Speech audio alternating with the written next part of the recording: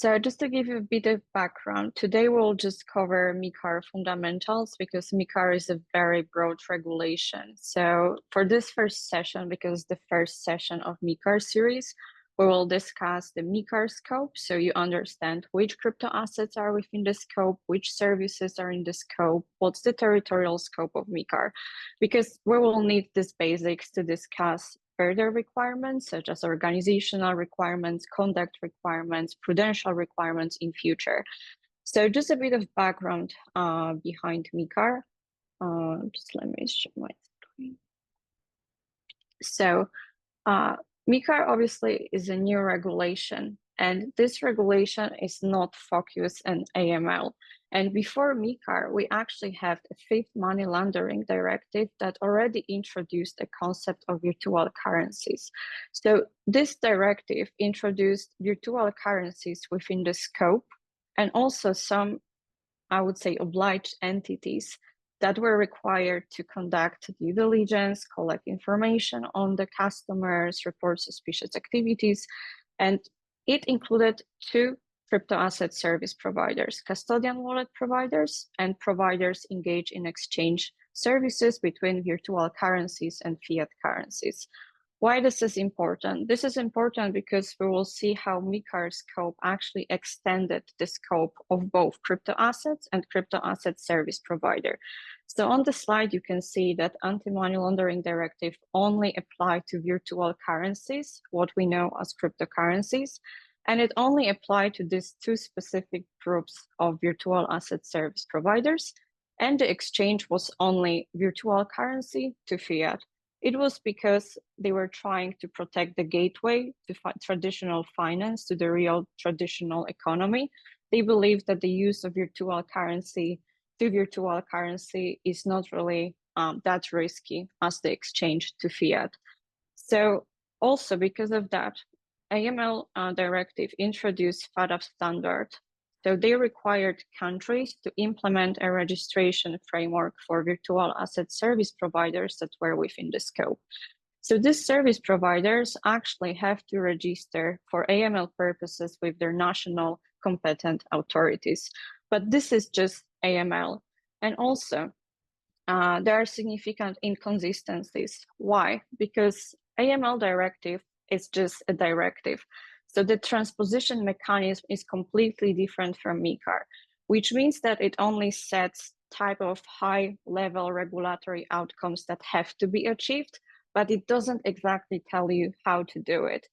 So countries actually have flexibility to define the scope of crypto assets, the scope of crypto asset service providers, but also regulatory framework that will be governing them. So this is what happened. Because it was a minimum standard, some countries decided to go beyond this minimum standard. Some of them obviously just implemented the minimum standard by including virtual currencies, exchanges, and custodians. And they also required their domestic VASPs to register for AML purposes. That was obviously minimum standard. But there are examples of countries that went beyond. So for example, UK that actually transposed the AML directive before Brexit, expanded the scope to crypto assets. And it was not just cryptocurrencies, it was wider group of crypto assets, including stable coins, security tokens, and more. Some countries also expanded the scope of services that were within the scope. So for example, some countries that you can see on the screen, like Portugal, France, or United Kingdom, actually required other service providers to also comply with AML directive. So the most common example here is exchange from virtual currency to virtual currency, because this was left outside the scope of AML directive, but some countries actually decided to include these services or additional services within the scope. We also have examples of countries that implemented AML directive completely differently. So when we look at Germany, they actually included crypto assets within their banking act, which means that they are considered financial instruments. So if you are dealing in financial instruments, you actually have to get a proper authorization. And it's not just AML registration, it's a proper regulation. Similarly, in Malta, decided to, similarly and not similarly, because Germany retrofitted the regulation to include crypto assets. Meanwhile, Malta was the first country to actually implement a bespoke regulatory framework for crypto assets. Similarly to what we have now with MiCAR, this framework was designed just for crypto assets and crypto asset service providers. So as we can see, before MiCAR, we had a fragmentation because we know that AML directive applies to virtual currencies, but some of the countries actually expanded the scope. We know that AML directive extends AML obligations to certain crypto asset service providers, but again, the scope is different depending on the jurisdiction. And also, there are different regulatory frameworks governing crypto assets and crypto asset service providers. Some countries just retrofitted their national frameworks to include crypto assets and crypto asset service provider.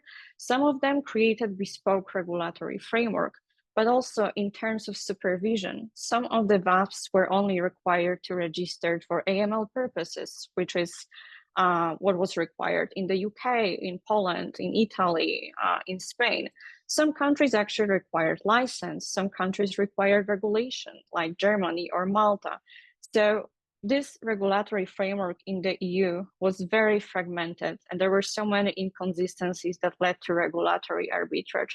So this is quite important to understand before we discuss MiCAR, because MiCAR is changing that. It's not just changing the scope of regulation, shifting from AML to prudential, conduct, organizational requirements. It's also changing the scope of assets, scope of providers, and to provide a general consistent regulatory approach. This is why so many people just say that this is the end of crypto Wild West with MiCAR. Why? Because MiCAR, obviously, that was introduced on my birthday, actually 21st September 2020, was just a part of bigger package because MiCAR proposal was only one of the proposals alongside Digital Operational Resilience Act, which also applies to crypto assets, a draft regulation for a pilot scheme for market infrastructures utilizing DLT, and wider strategy for the digital finance sector. But again, it was the end of the crypto Wild West in Europe. Why? Because it was a comprehensive approach to regulating the environment that was previously or unregulated. So for example, some crypto assets were outside the scope, some crypto asset services providers were outside the scope, and it was only AML, or the frameworks that were inconsistently regulated. So for example, we had a regulation of virtual currencies for AML, but it wasn't consistent because of the national differences in the transposition. So again, MiCAR just harmonized the framework across the EU because previously it was fragmented, it was inconsistent, and it allowed for regulatory arbitrage. So there are a lot of people criticizing MiCAR because there are a lot of requirements and it's quite costly to comply with these requirements, but it provides for clarity in the EU. Obviously, more or less, there are still issues that we have to clarify in future and more practical issues that will have to be addressed. But the most important thing about MiCAR is this harmonization because it provides a regulatory clarity for companies operating in the EU. So when we look at the example of the United States, we don't have that clarity there with the SEC enforcing regulatory by enforcement approach. So EU at least is in a good position for providing that clarity. I know that these regulatory requirements may be quite extensive, but it still provides for some level of clarity that we need in the crypto space. So just before we actually dive into MiCAR, just to wrap up, let's see what were the differences between Anti-Money Laundering Directive and MiCAR. So Anti-Money Laundering Directive was a directive. So this is what we said before, that because it was a directive, the national implementation just varied across the countries, and it was just AML. MiCAR is a regulation, on the other hand, which means that it's directly applicable in all EU member states, and we don't need to transpose it into national frameworks because it applies directly. And the scope is wider because it's not AML, it's prudential requirements, organizational requirements, and much, much more. AML, again, is built on the broader existing AML framework. Meanwhile, MiCAR is a bespoke regulatory framework just for crypto assets and crypto asset service provider. And last but not least, what we already mentioned, the scope, AML versus wider regime for crypto assets. Before we actually discuss what is in the scope of MiCAR, what is outside of MiCAR, it's quite good for you to know that there are some guiding principles that will be needed throughout the course because it will help you understand how to classify crypto assets accordingly. One of these rules, principles is technology neutrality, and it's connected to substance over form approach.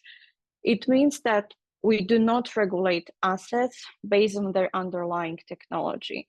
So if certain crypto assets meets the definition of security, for example, it still should be regulated as security because we are looking at its substance. So we are looking what this asset actually looks like, what's its economic reality, what are the rights attached to it.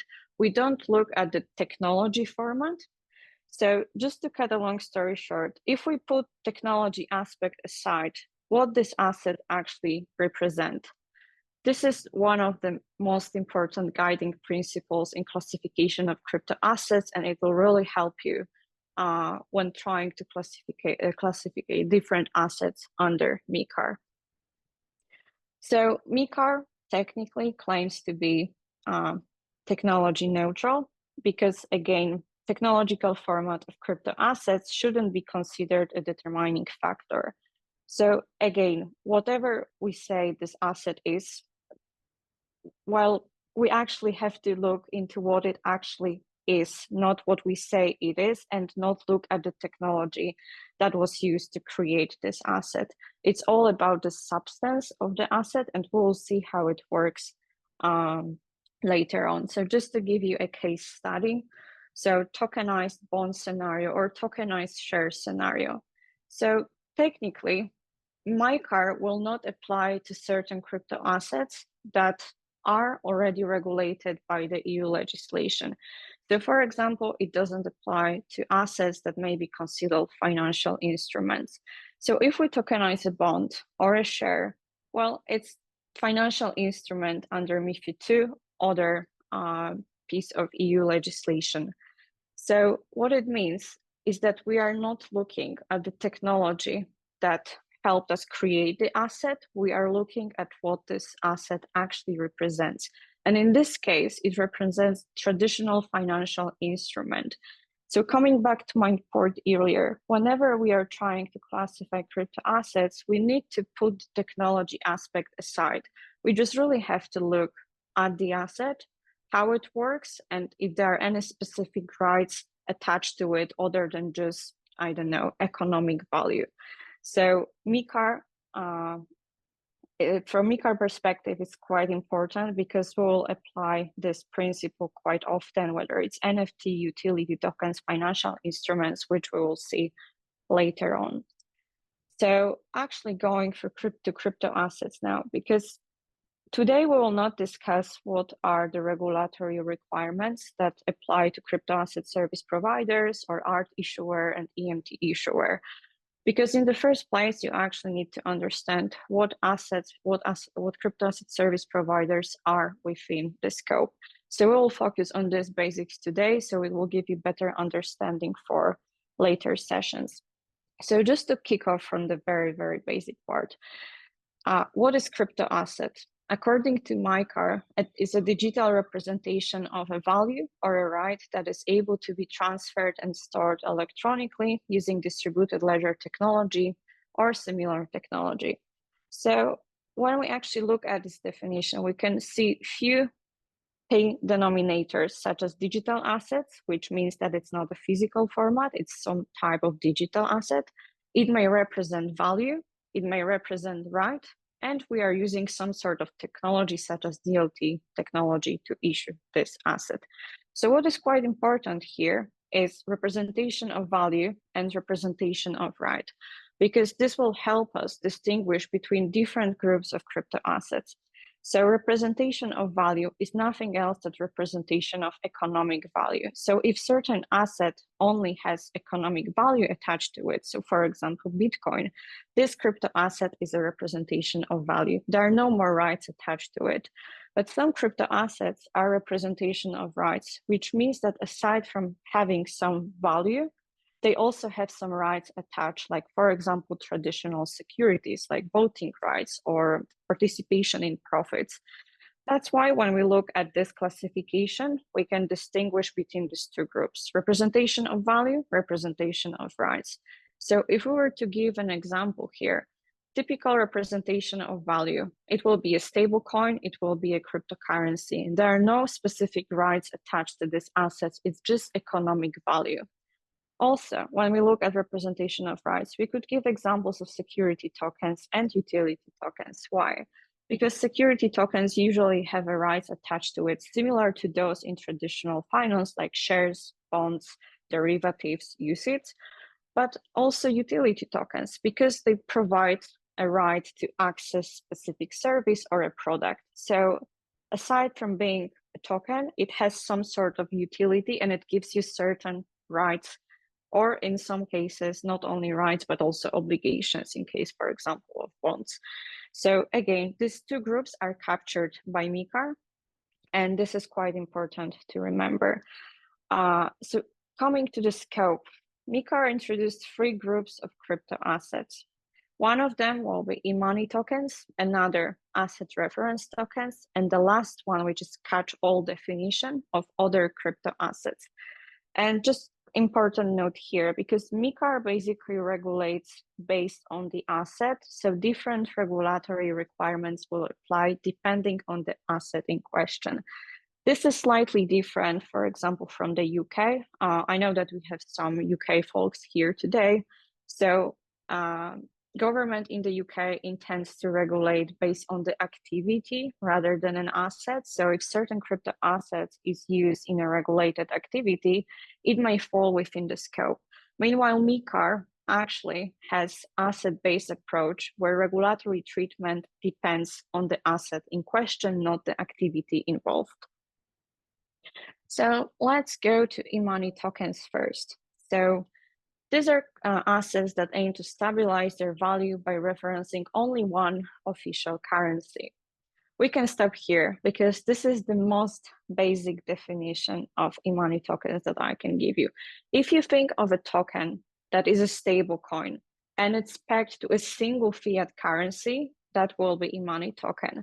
So if it's pegged to USD, if it's pegged to Euro or any other currency, this will be e-money token. And a few important notes here.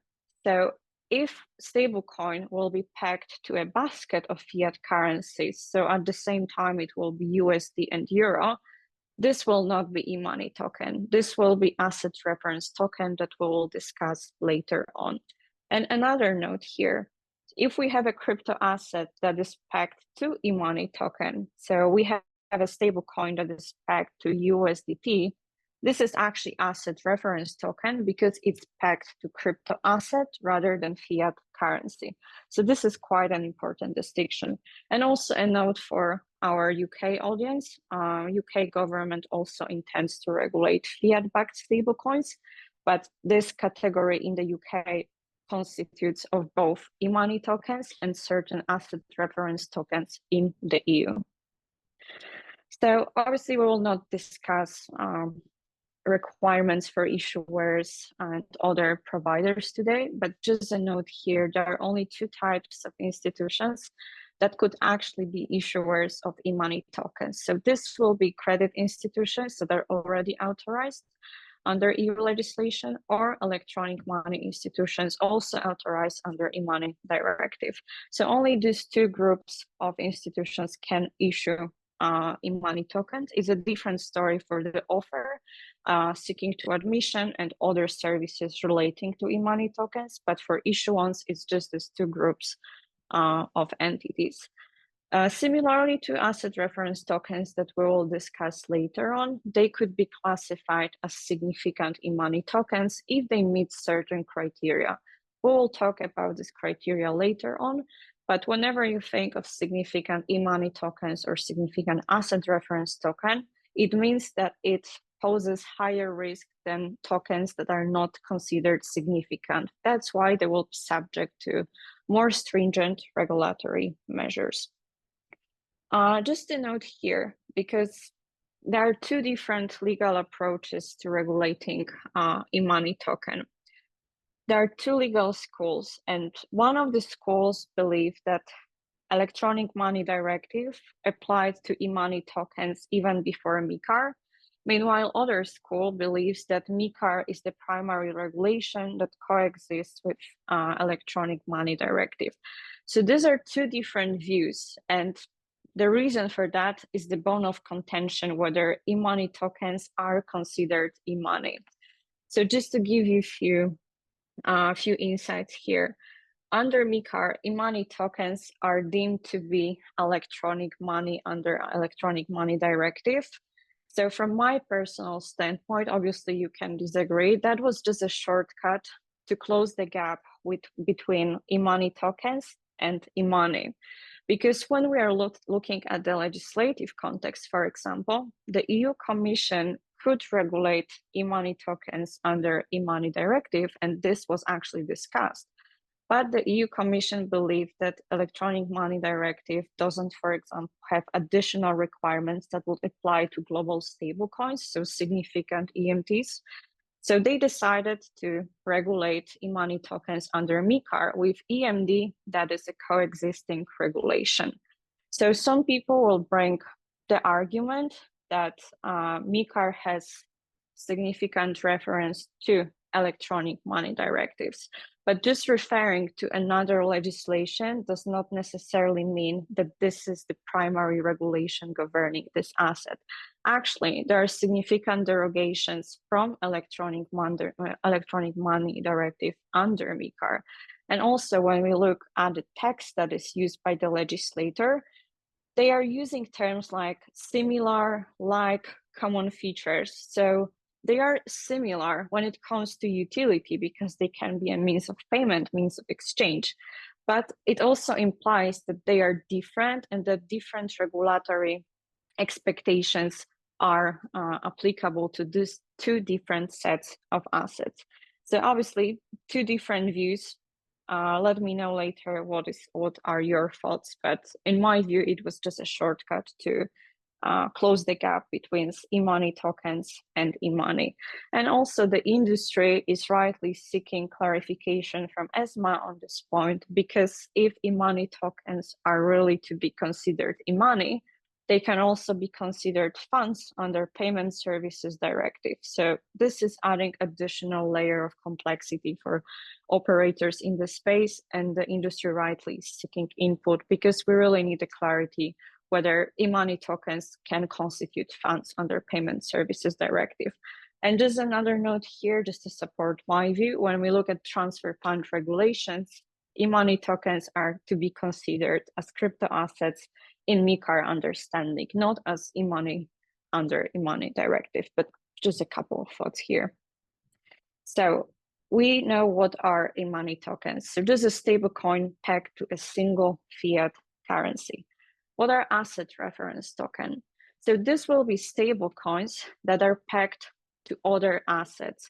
It can be a commodity, for example, but also it can be basket of different assets and basket of different fiat currencies. And this is quite important because the main distinction between e-money token and asset reference token is whether it's pegged to a single fiat currency or more than one. If it's just one, it will be e-money token. If it's pegged to more than one fiat currency, it will be asset reference token.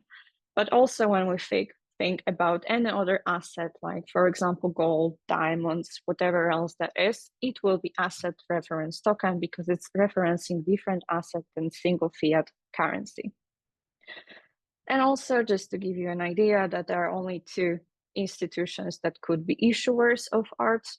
First of them will be the institution that is authorized under MiCAR specific authorization that we'll discuss later on. That's one option.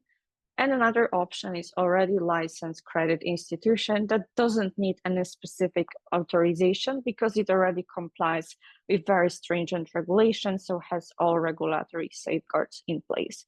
And similarly to e-money tokens, they could be classified as significant asset preference tokens, which means that they have higher risk than other assets that are considered non-significant. So just a bit about significant EMTs and arts. So as we already said, some of them can be deemed significant when they meet certain criteria. Some of the criteria were provided by the regulators. So it can be a large customer base, high market capitalization, or large number of transactions. And because they have a larger number of holders and higher number of transactions, they are naturally subject to additional requirements just to mitigate for this additional risks that other EMTs and arts will not have. So for example, these issuers, if they are deemed to be significant, they will have to comply with higher capital requirements, interoperability requirements. They will have to conduct stress testing for liquidity, for example. There are different rules for custody and investment of reserve assets. So there are additional requirements that will apply just to those.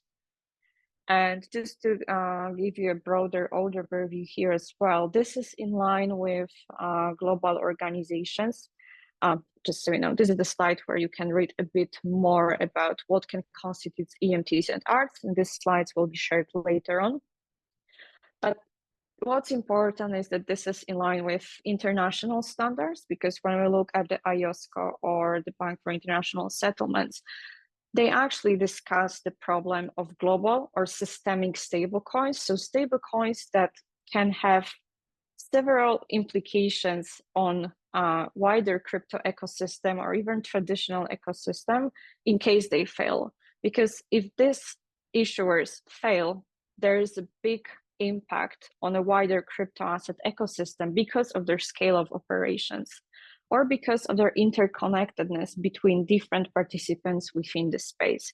So this international organization believed that these issuers of significant stablecoins should be subject to additional requirements, which is what we see with MiCAR.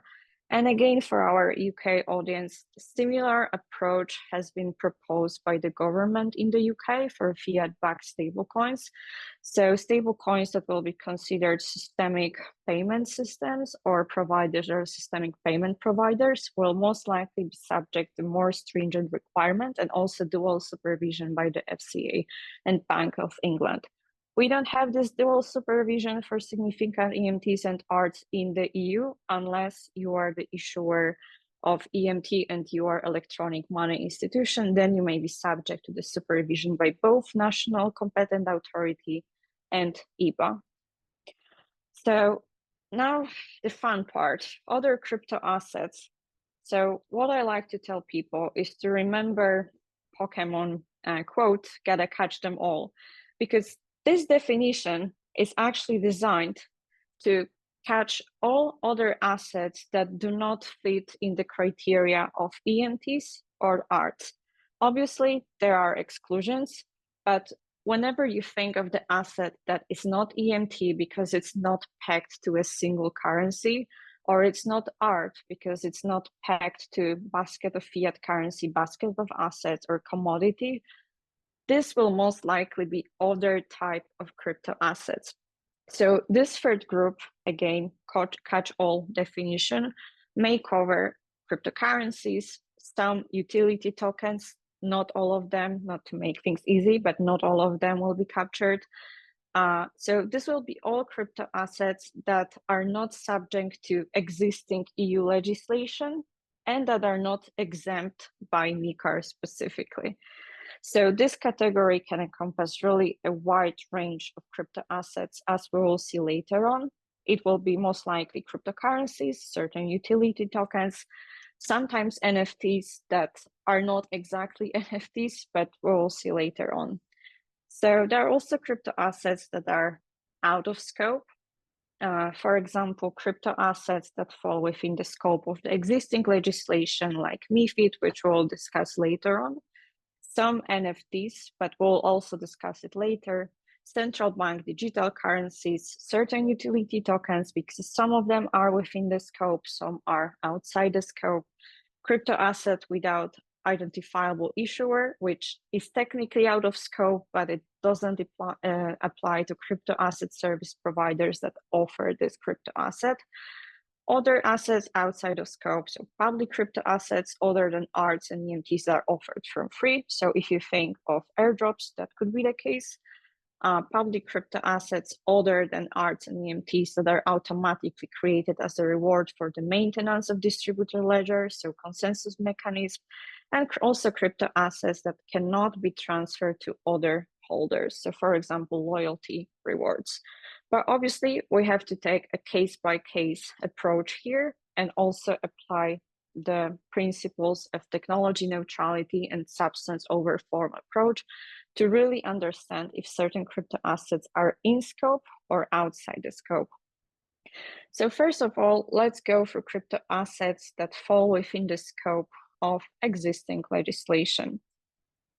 So MiCAR expressly excludes from its scope crypto assets that may qualify as, for example, financial instruments under MiFID II, deposits, structured deposits, funds, securitization position, and much, much more.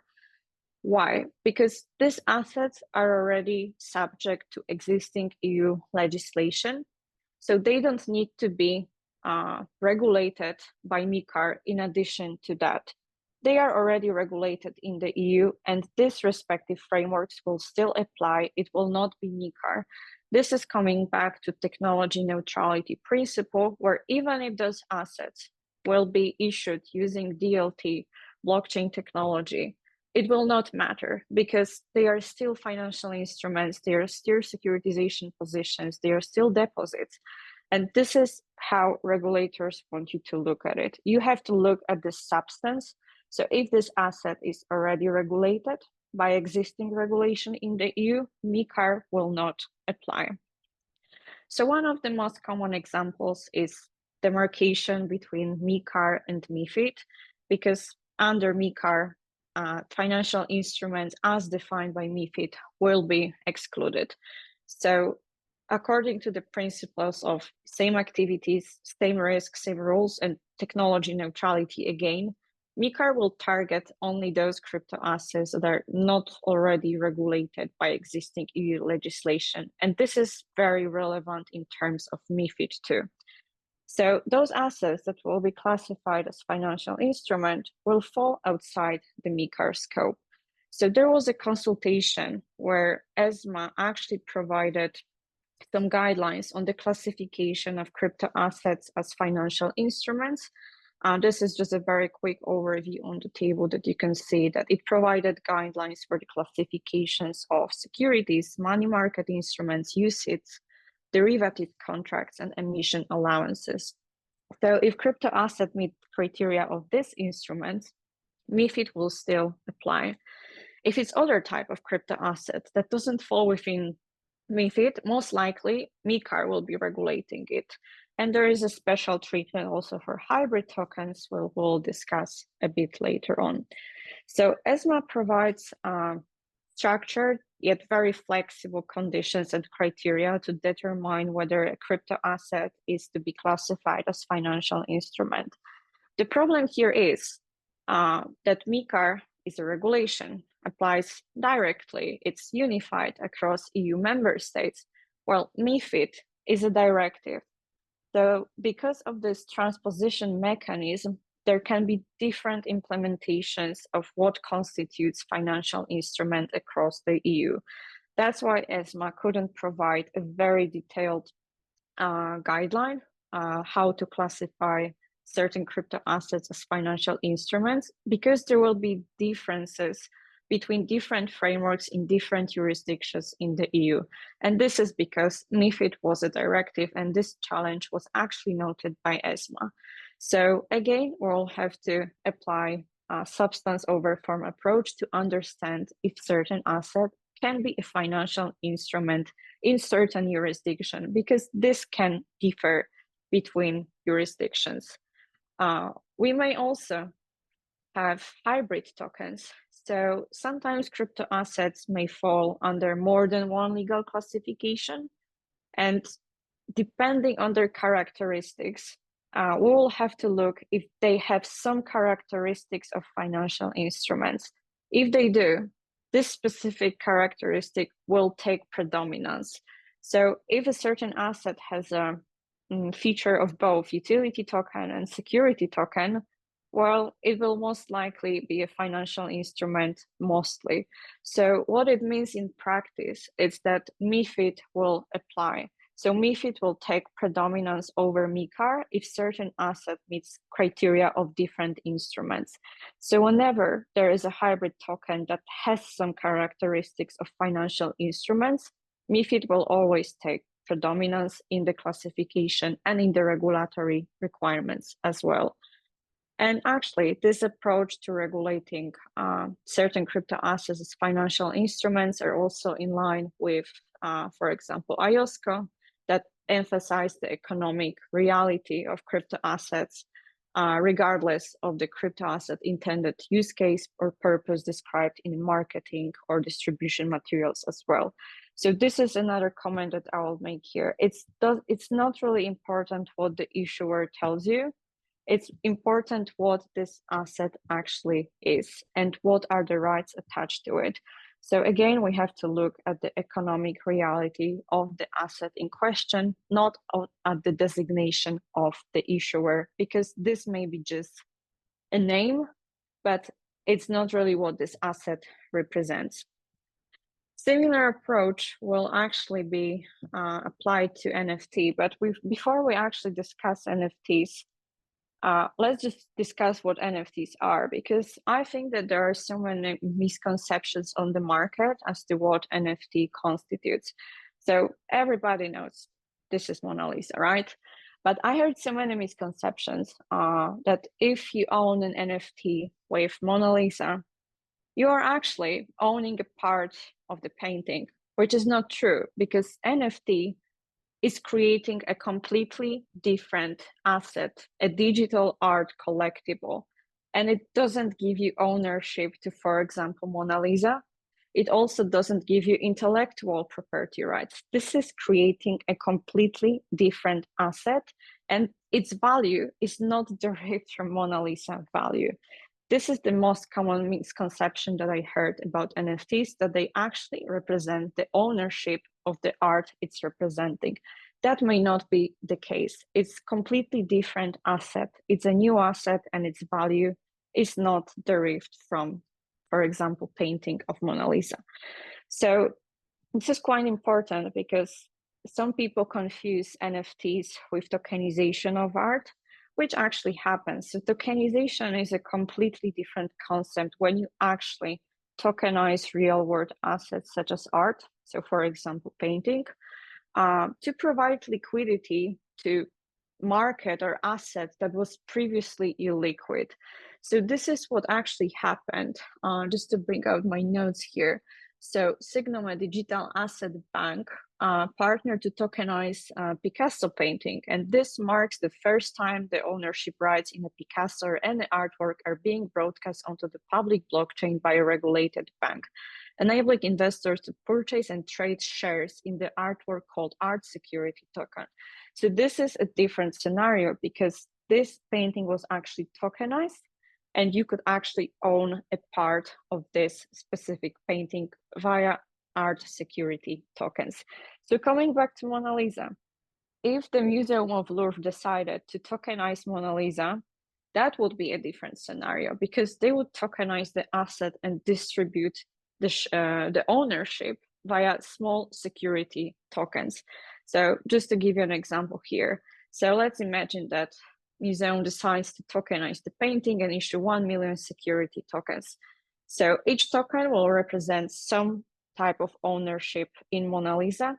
these token holders may have some additional rights attached to this ownership. So for example, voting or receiving a share of profits, because this is what would happen if you own, for example, a share or a share in real estate. You usually get certain rights attached to it. And the value of this token, more importantly, will be actually derived from the value of the painting itself, because we tokenize the painting. So just wanted to make it clear that these are completely different assets. NFTs representing Mona Lisa is not necessarily the ownership in Mona Lisa. Tokenizing Mona Lisa is, on the other hand, a different scenario where you can actually get a fractional ownership of the painting. So this is quite important before we discuss NFTs. So NFTs technically are outside of MiCAR scope, technically, because it's only excluded when these NFTs are truly unique and truly non-fungible. So the question here, when is it truly unique and when is it truly non-fungible? Because these are the criteria that need to be, oh, apologies. I think that I lost the screen. Cool, should be visible now. So we'll have to take, again, a substance over form approach to understand whether this asset is truly non-fungible and is unique. Because if it's not, it may fall within MiCAR scope. So just to present it in a very simple way, if it's truly non-fungible, it's outside MiCAR. If it's fungible, it may be within MiCAR scope, but also it may meet financial instruments criteria under MiFID. So then it will fall within MiCAR scope. So MiCAR has identified certain features that may indicate the fungibility of assets. So for example, the fractional parts should not be considered unique and non-fungible.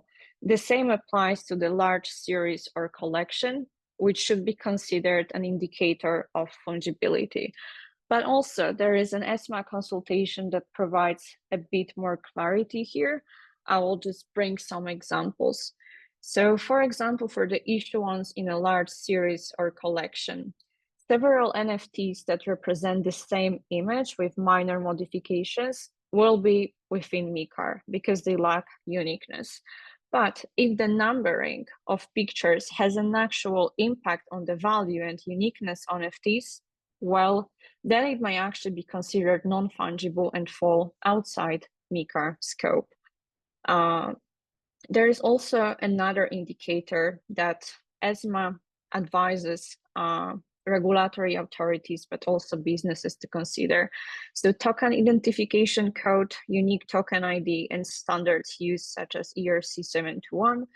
So they all say that this is just an indicator, but it shouldn't be the primary indicator for both national competent authorities and market participants when assessing the fungibility and uniqueness of crypto asset.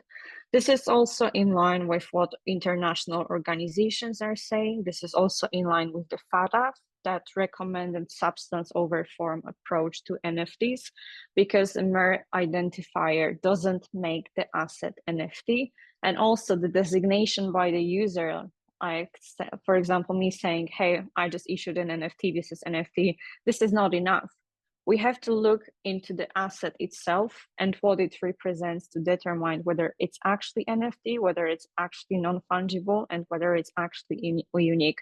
If it is, most likely it will fall outside the scope of MiCAR. If it is fungible, if it's not unique, well, then most likely MiCAR will still apply. Similar approach to utility tokens. So MiCAR technically excludes certain utility tokens from the scope, but not all of them.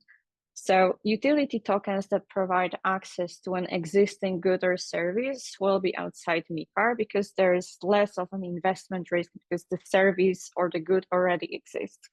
But for those tokens, for goods that do not yet exist or services that are not yet in operation, it will still fall within MiCAR because there is an increased investment risk for the consumer.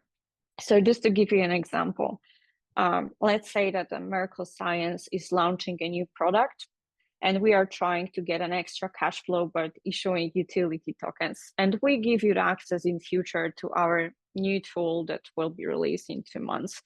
Well, this token may fall within MiCAR scope because this service is not yet operational. On the other hand, if we offered utility token also to get extra cash inflow, but the service is already operational, or the platform or the specific product is already operational, then it would most likely fall outside MiCAR. Also, just an important note here, like every other asset, it may still meet the criteria of financial instruments. So if you can see that certain utility token has some criteria of financial instrument, MiFID may still apply, even if it's hybrid.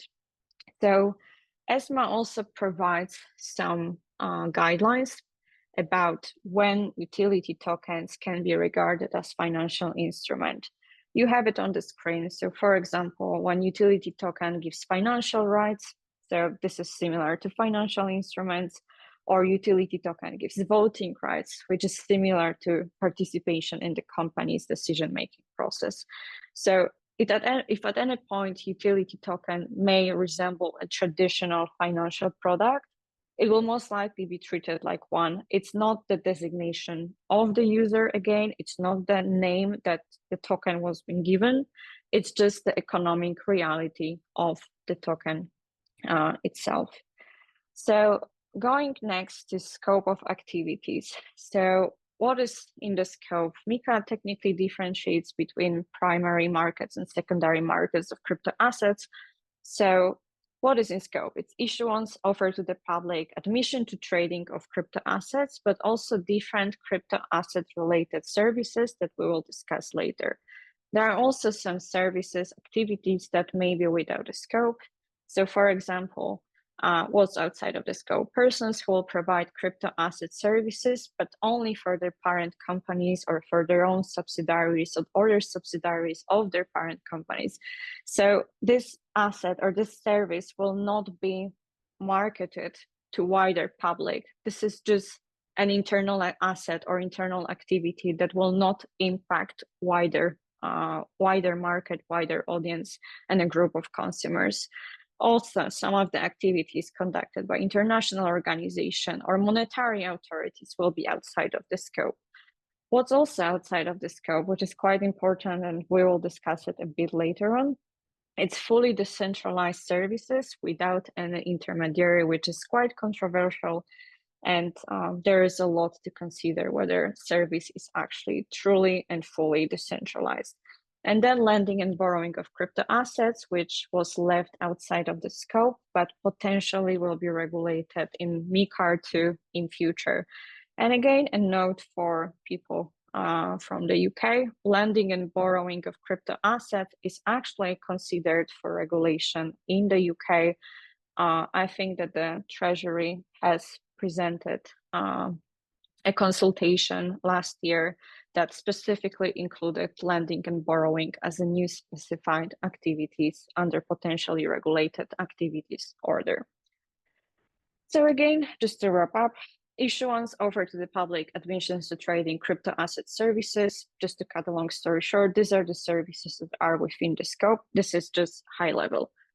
So, okay.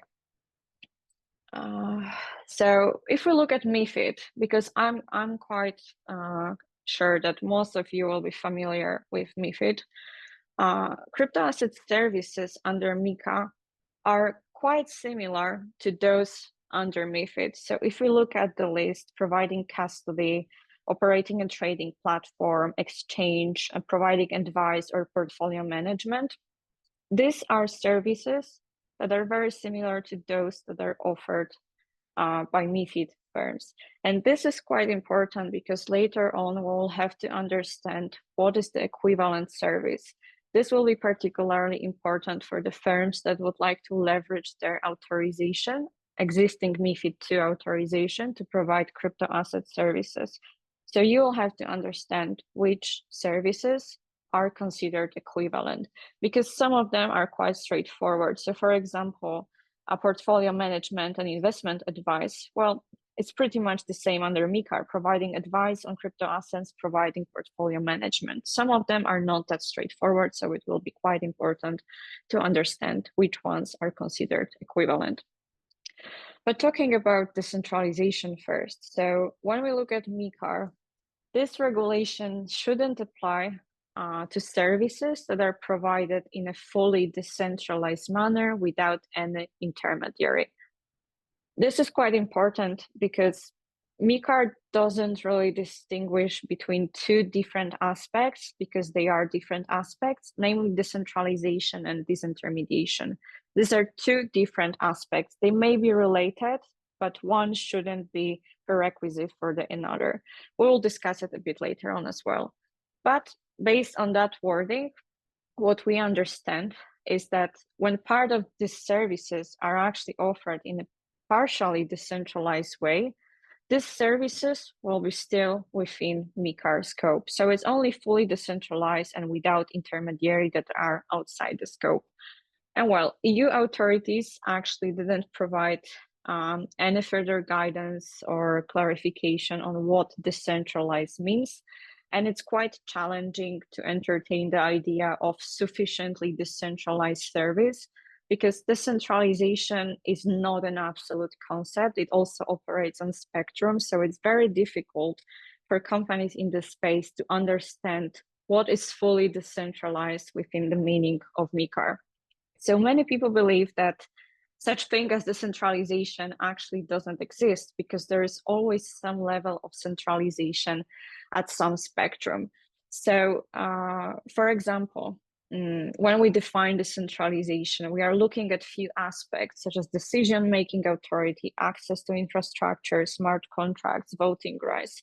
So depending on the arrangements, there can be indicators of centralization and decentralization. So for example, for decision-making, if we have a central authority that makes these key decisions regarding, I don't know, upgrades to the protocol, security, or other operational parameters, well, this is the indicator of centralization because there is a central authority, a central group that takes this decision. But if the decision making is distributed across the community and there is no concentration of token holders, this may be an indicator of some level of decentralization. Similarly, for decentralized autonomous organizations, this is very complicated matter as well, because in some jurisdictions, DAOs can be actually viewed as legal entities. So I think that in Switzerland and Germany, they could be recognized as legal entities or also associations. So I read the paper from ESMA and they specifically stated that if they have a form of legal entity, this means that the structure is not decentralized because it's a legal entity. But also, even if it's not a legal entity, we could look at concentration of voting rights. So for example, if a small number of some entities or individuals hold a majority of the governance tokens on the platform, they can actually influence the decision-making process. So for example, if 10% of token holders control 90% of the voting power, that's a good indicator of centralization. And conversely, if governance tokens are distributed among a bigger number of participants, and it's quite clear that no single entity or group can dominate the decisions, then it's an indicator of some level of decentralization.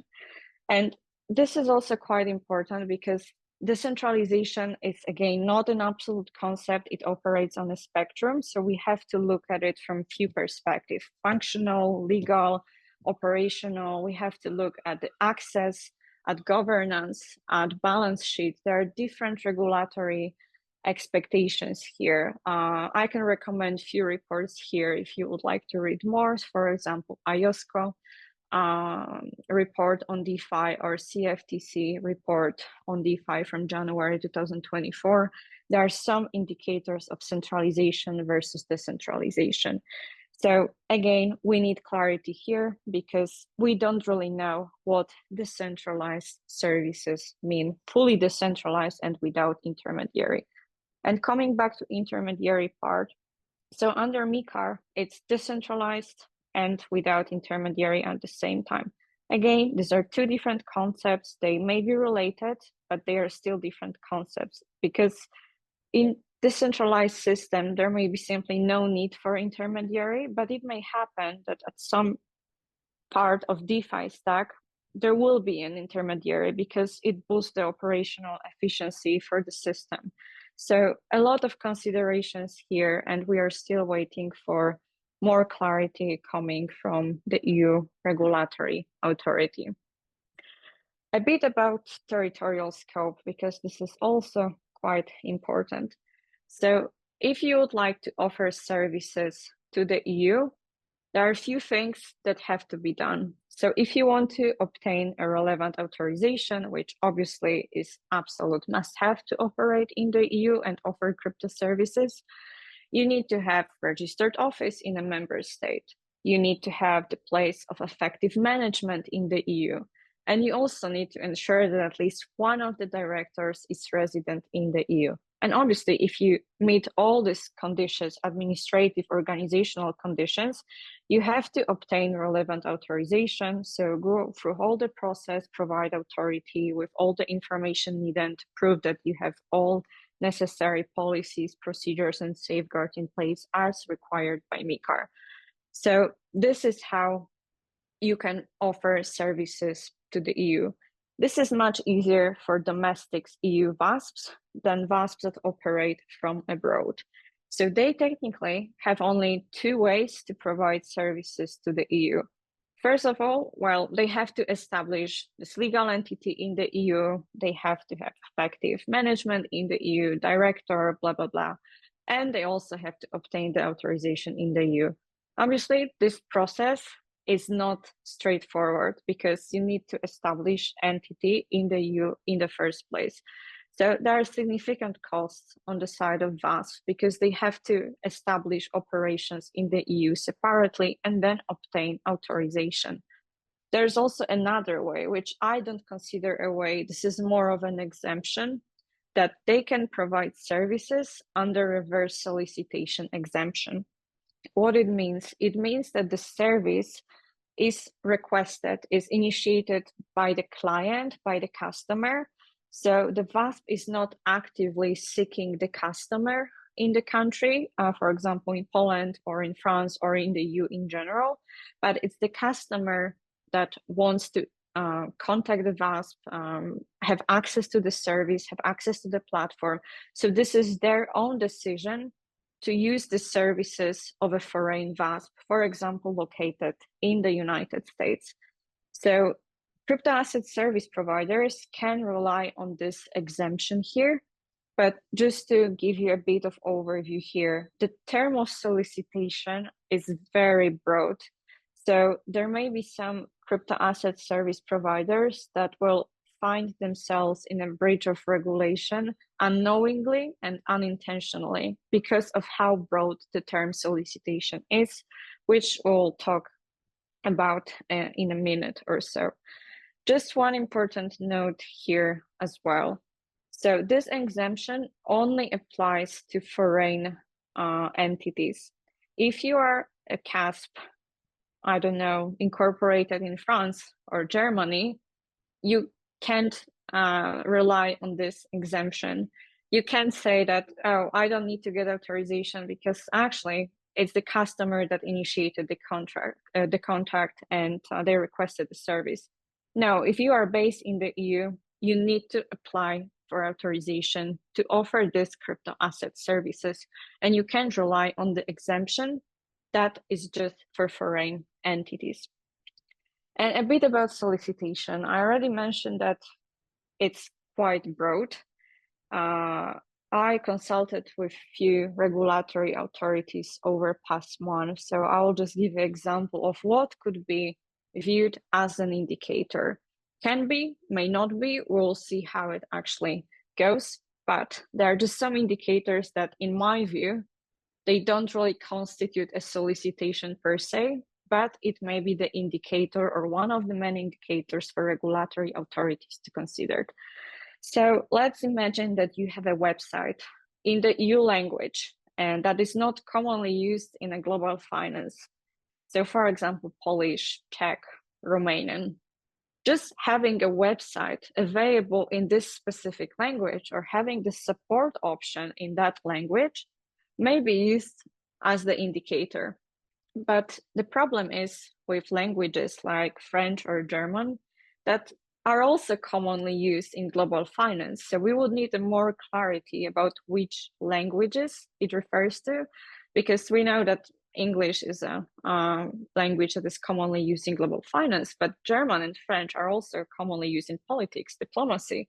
So just having French or German language support may actually constitute a solicitation indicator for regulatory authority. So I think that this is actually quite broad.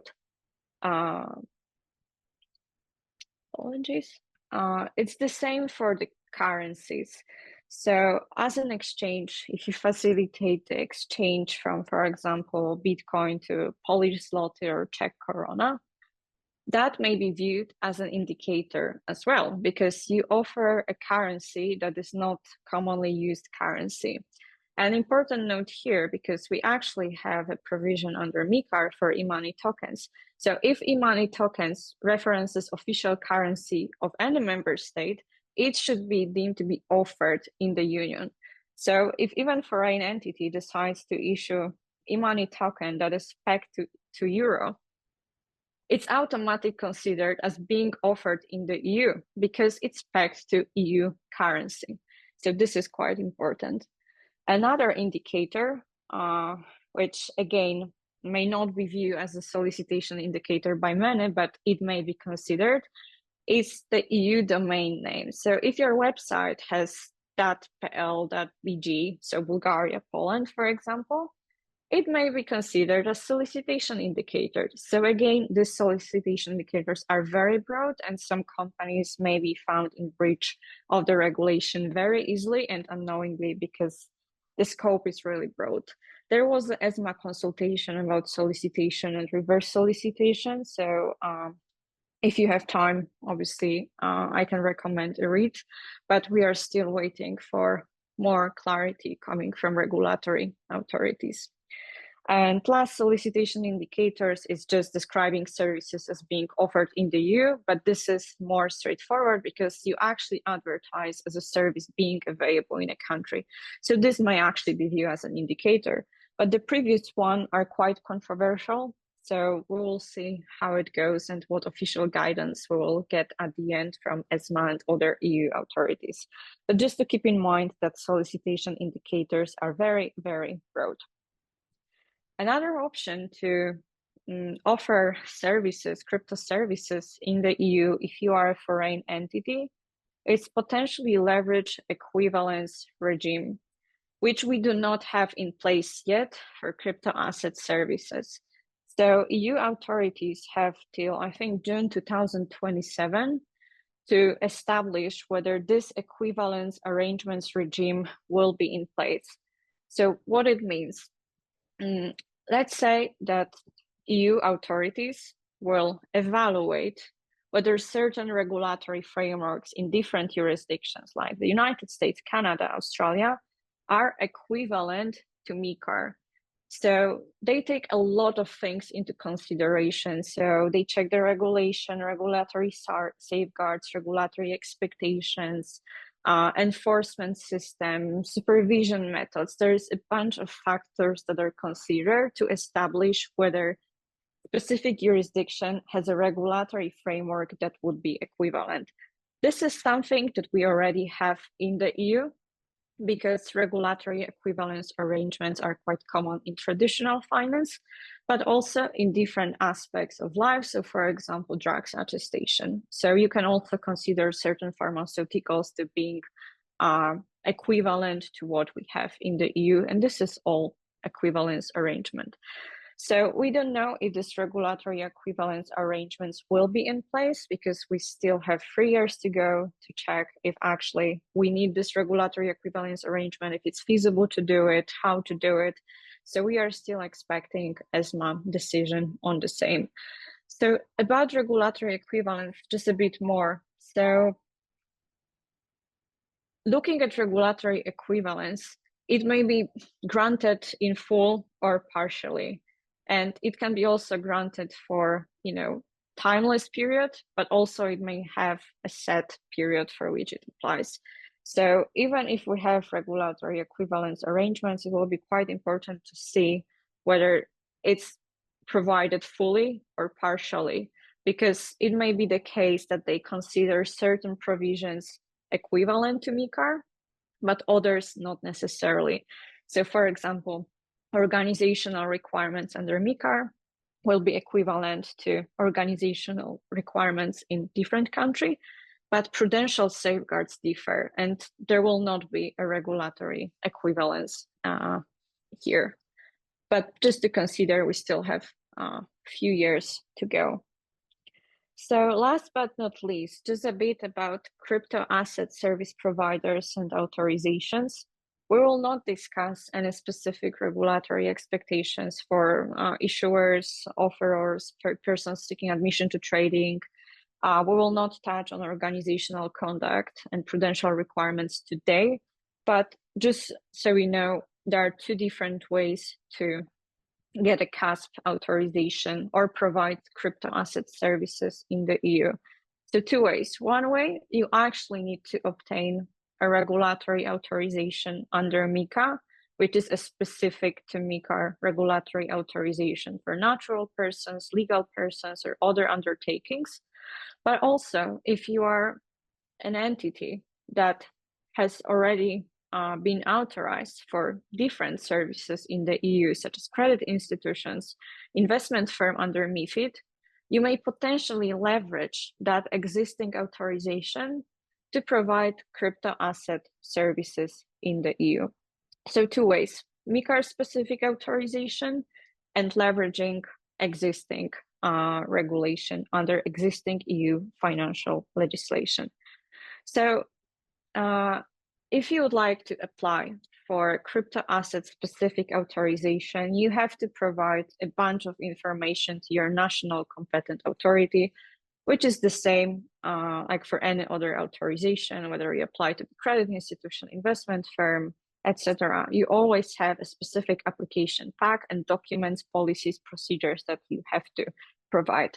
So just as an example, you need everything that can help them identify the company, type of services that you offered, but also you have to provide documents on how you actually comply with prudential requirements, governance arrangements requirements, organizational requirements. So you need to prove to regulator that you actually comply with all general obligations that are specified under MiCAR. This is particularly important for those that will apply for MiCAR authorization only. It looks different for entities that already have existing authorization. So just to sum it up, you have to provide a lot of information to prove that you actually comply with MiCAR regulation. And this list is a general requirement. And this is quite important because there are also additional requirements, and they are related to the services that you offer. Even when you look at MiCAR, it has general requirements for all crypto asset service providers, and then it has specific obligations for specific service type. For example, for custody, for operating and trading platform. So this is why application pack will look differently if you provide any of the services listed on the slide. So if you provide custody services, you will also need to attach description of the custody administration policy. If you are operating a trading platform, you will also need to attach a description of the operating rules of the trading platform. So for example, listing and delisting procedures. So there's a bunch of things to consider. But again, we can divide it into two sets of information, general requirements for all CASPs, and then additional requirements depending on the service that you are planning to provide. About the workflow, it's more or less simple. You submit the application, the competent authority needs to acknowledge that it received the application, they review to verify whether everything is in place, whether they have all the information needed. They may consult with other authorities. Sometimes it's mandatory, sometimes it's optional, and they take decision. So After you submit an application, you usually receive the acknowledgement of receipt of this application within 5 working days.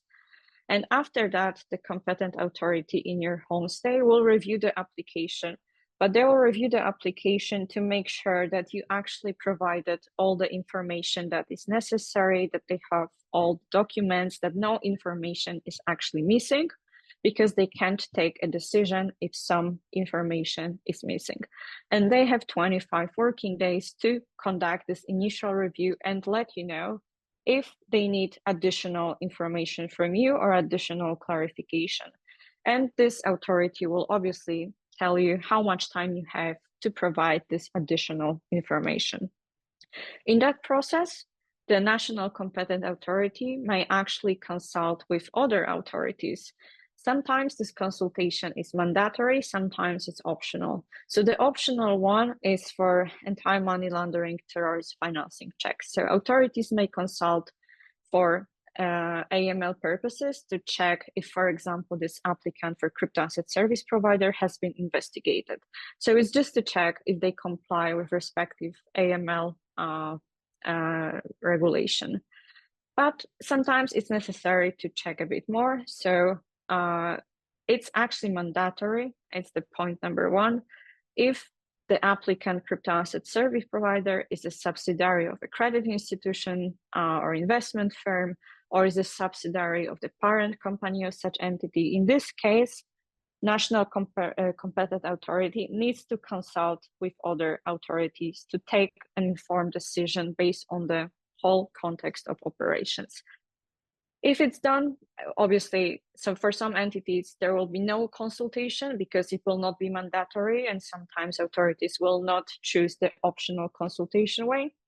But at the end, you will get a final decision within 40 working days from the date of receipt of a complete application and after the consultation with authorities if needed. So that's obviously more or less how you can get authorization under MiCAR. Just to give you a brief idea here, it's very costly to actually comply with all regulatory requirements under MiCAR.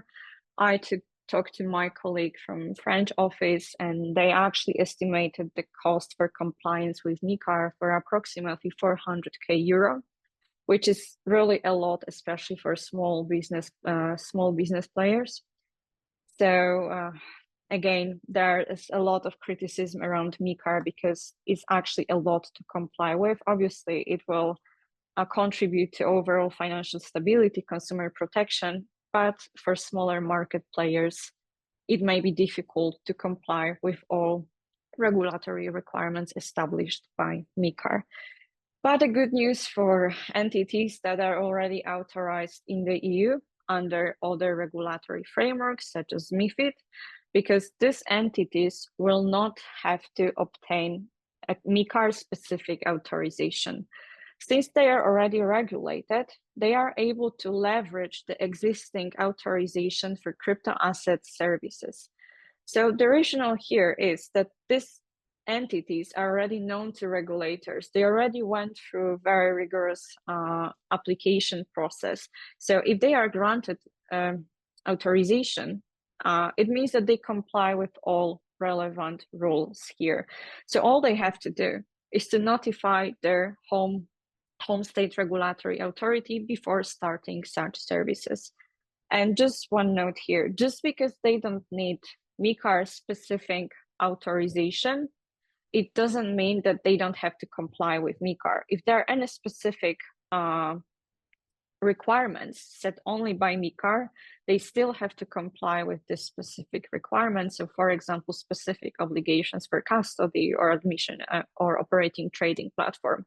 It's just the authorization process that is simplified here because they are already regulated and subject to most of these regulatory requirements. But if there is any requirement that is MiCAR specific, it will still extend to these entities. So what I mentioned before about MiCAR and MiFID entities and services that are considered equivalent, that's quite important for this authorization because you can only leverage MiFID, pre-existing MiFID authorization for services that are considered equivalent. So if you are authorized for portfolio management, investment advice under MiFID, you can provide same services for crypto assets leveraging this specific authorization. So it's really crucial for you to understand which services are equivalent. Just to give you an idea, these are just 4 examples. I think that MiCAR has approximately 9 to 10 examples for different types of firms. So if you are a MiFID investment firm, crypto asset service of custody and administration of crypto assets on behalf of clients is actually ancillary service under MiFID of safeguarding. Similarly, trading platform for crypto assets will be nothing else than operation of MTF or OTF in under MiFID. So MiCAR has all these examples of equivalence for different types of services. So if you are actually authorized to provide these services under MiFID, you can also extend this authorization upon notification to crypto asset services. Maybe one note here, because what happens if you do not have equivalent authorization? So let's say that you are authorized again for portfolio management under MiFID, but you would like to provide investment advice relating to crypto assets and you are not authorized under MiFID. So there is no unified approach for now, but it's most likely that you will need to alter your existing permission under MiFID to extend it to investment advice.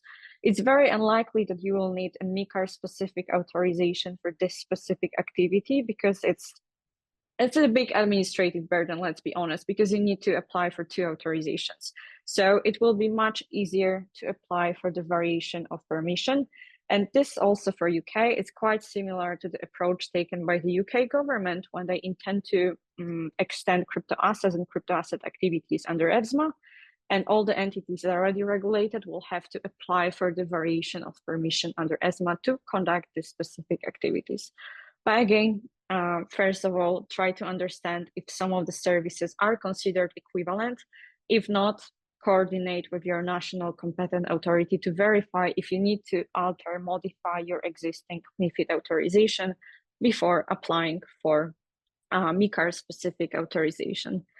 And last but not least, passporting. So if you already have MiCAR authorization or you leverage your pre-existing regulation under MiFID or any other regulation, you can passport your services to all EU members. It means in practice that you don't have to apply for a specific authorization in each country.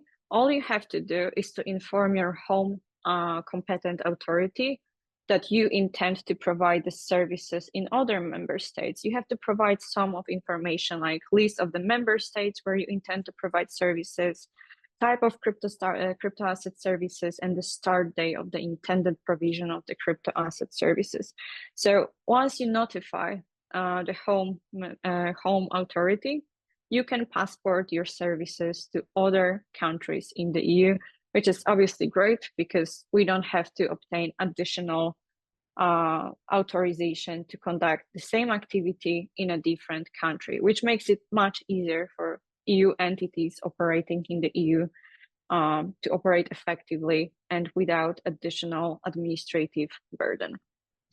So I think that this is it from me about MiCAR. I know it's just fundamentals, but we will most likely cover other regulatory requirements for ART issuers, EMT issuers, crypto asset service providers, white paper in the next session.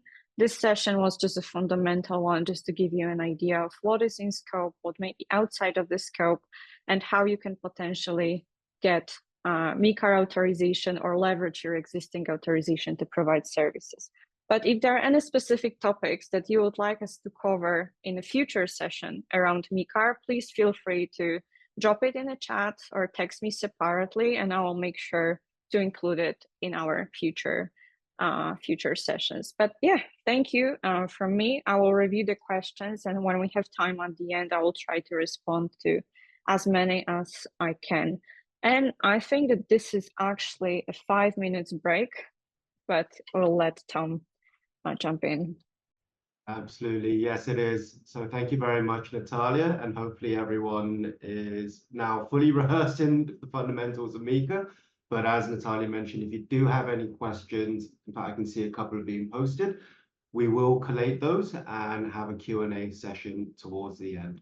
So for the moment, we do have a 5-minute break. So please go and get yourself some refreshments, buy a break if you need to, and we'll see everyone shortly. I'll put a quick timer up on the screen just so you know how much time we've got left.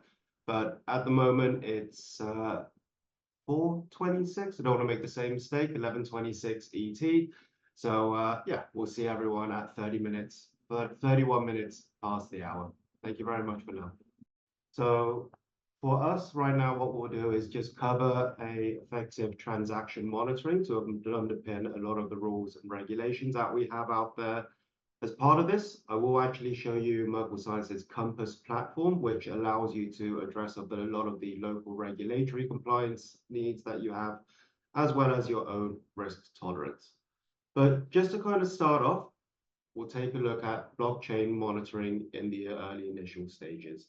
So those who are on the compliance side who've been around, used a number of tools before.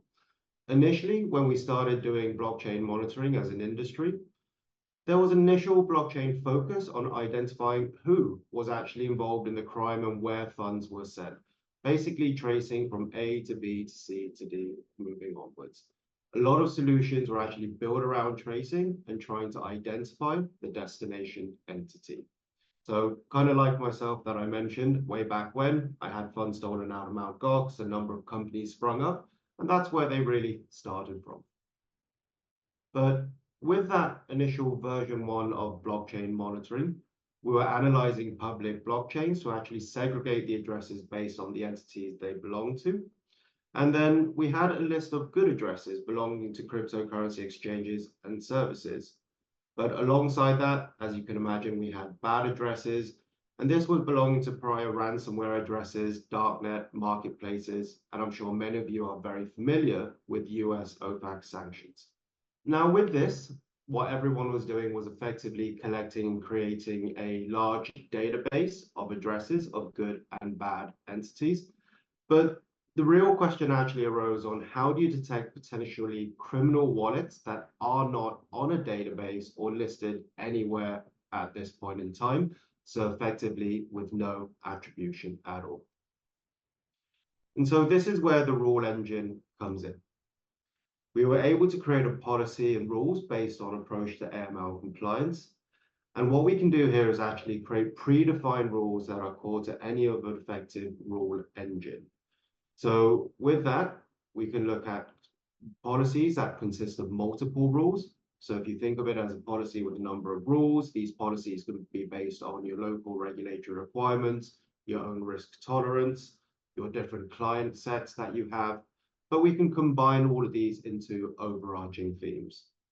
Now, with that, a rule engine should enable customization, monitoring, and also full audits. So with a couple of examples of the policies out there, you can create a policy such as interactions where addresses work with darknet entities where it's related to send or receive payments. And we can set a number of different flags or descriptions around them. So here's a couple of examples such as a CSAM vendor, stolen accounts, compromised credit cards, so on and so forth. And we would actually create a policy type called transaction, and the category would be looking at source of funds. Now, similarly, what we could do is also look at indirect sanctions exposure. So as we all know, a lot of criminals are getting very smart. They'll have 1, 10, hundreds, or even thousands of different addresses which they send funds to, which these addresses ultimately act as shell addresses with no real meaningful purposes, and they're designed to obfuscate and create complication in the blockchain. So having an indirect policy to sanctions is absolutely critical, and we can set flags at low, medium, high risk based on that sanctions exposure. And as part of this, we use the OFAC sanctions list as well. Now, next to that, we have a high-risk activity. So really looking at counterparty behavior. So answering that question of being able, how can we actually pick up on potentially criminal wallets that have not yet been identified? So one of the types of behaviors that we look at are money laundering type patterns, or even suspected scammer type patterns, as well as, let's say, ransomware, for instance. And it's critical to be able to create dedicated policies at address level, looking at that type of behavior specifically. So as a quick overview, rules are a collection of conditions defined under said policy. Those of you who are very familiar with the FATF or the Financial Action Task Force red flag indicator, they actually talk about behavioral elements that you need to look out for. The address and transaction monitoring, certainly at Merkle Science, is done by our Compass tool, and we can create these predefined rules. And Compass simply just stands for compliance as a service. And as I mentioned, I'll show you how that works shortly. But rules can have multiple conditions, and they should all be customizable, because although there might be two exchanges in the same jurisdiction, all bound by the same local regulator, however, one only works with institutional clients, one works with retail clients, you would want to absolutely customize these rules based on factors such as the average transacted dollar amount, for instance. And then, like we mentioned, behavioral rules need to be triggered. We have features such as continuous monitoring that needs to be turned on, because if something is showing us low or no risk today, that doesn't necessarily mean it stays the same forever. Therefore, by having continuous monitoring, if that risk changes in the future, you absolutely want to be notified automatically without having to do manual rescreens yourself. So with that, when we have a look at, say, the source of funds policy, we screen addresses and transactions and look at how has it interacted with different source of funds, whether it's high risk, sanctioned, or even what some people might class as slightly more gray areas. So for instance, myself here in Singapore, MAS absolutely classify gambling as a high risk source of funds or interaction, but in other areas or other regions, it may be a medium or even a low risk. It's important to raise alerts, not just at single hop, but also multi-hop interactions, and that's that indirect risk we spoke about, and being able to get alerts on the proximity of the risk based on dollar amounts, percentage level of wallet or address taint is also critical to give you an informed decision on what do you do next. And then what we do here at Merkle Science is actually cross-reference all of the information that we collate against our proprietary database, which also includes addresses sanctioned by government authorities. And at this point in time, from memory, we have about 126 plus different government authorities in there, plus our own collated research, as well as access to high-risk addresses through a number of different sources as well.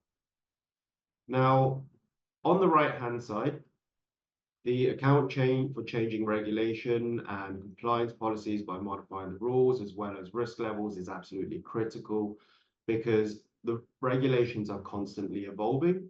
Like Natalia mentioned in her part about MiCAR or MiCAR, some things are not yet clearly defined. So we might have rules and policies that are on a best efforts type basis, but as and when we get further clarification, we absolutely need to be able to fine tune them as quickly as possible. And then the second point here around source of funds needs to be applied to high level entities or a specific subtype. And in fact, I can actually share you with this, but in the example that we're talking about is, yes, it's okay to be notified that there's been an interaction with an address and an exchange. However, not all exchanges are created equal. So from an FATF definition, they do mention that exchanges with optional KYC, AML, or a weak compliance system absolutely needs to be flagged as high risk as well. And again, that's something I'll walk you through and show you how we do. But as an example on how we can set this in the Merkle Science platform, we've just got a quick rule here to say that if an address has sent or received payments or to any actors with certain types such as darknet for at least $10, 1% taint, we can classify that as high risk. But ultimately, all of the blue fields that you see based on your risk tolerance, your local regulator, can be customized to capture it specifically.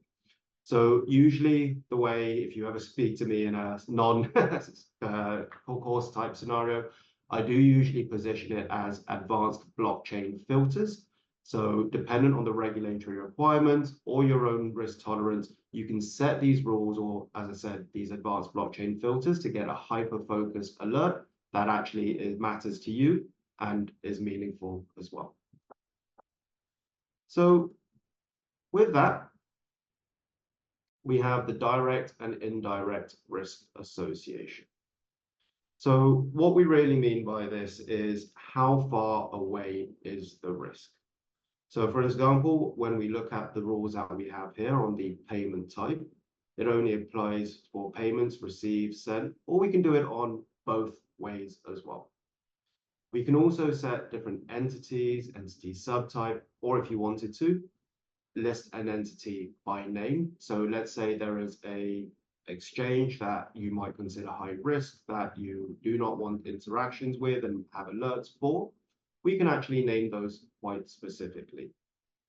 But coming back to the example around two exchanges being in the same jurisdiction, one works with institutional clients, one works with retail, you may actually want to adjust when or at which point in terms of the threshold amount in USD do you want the alert to be flagged.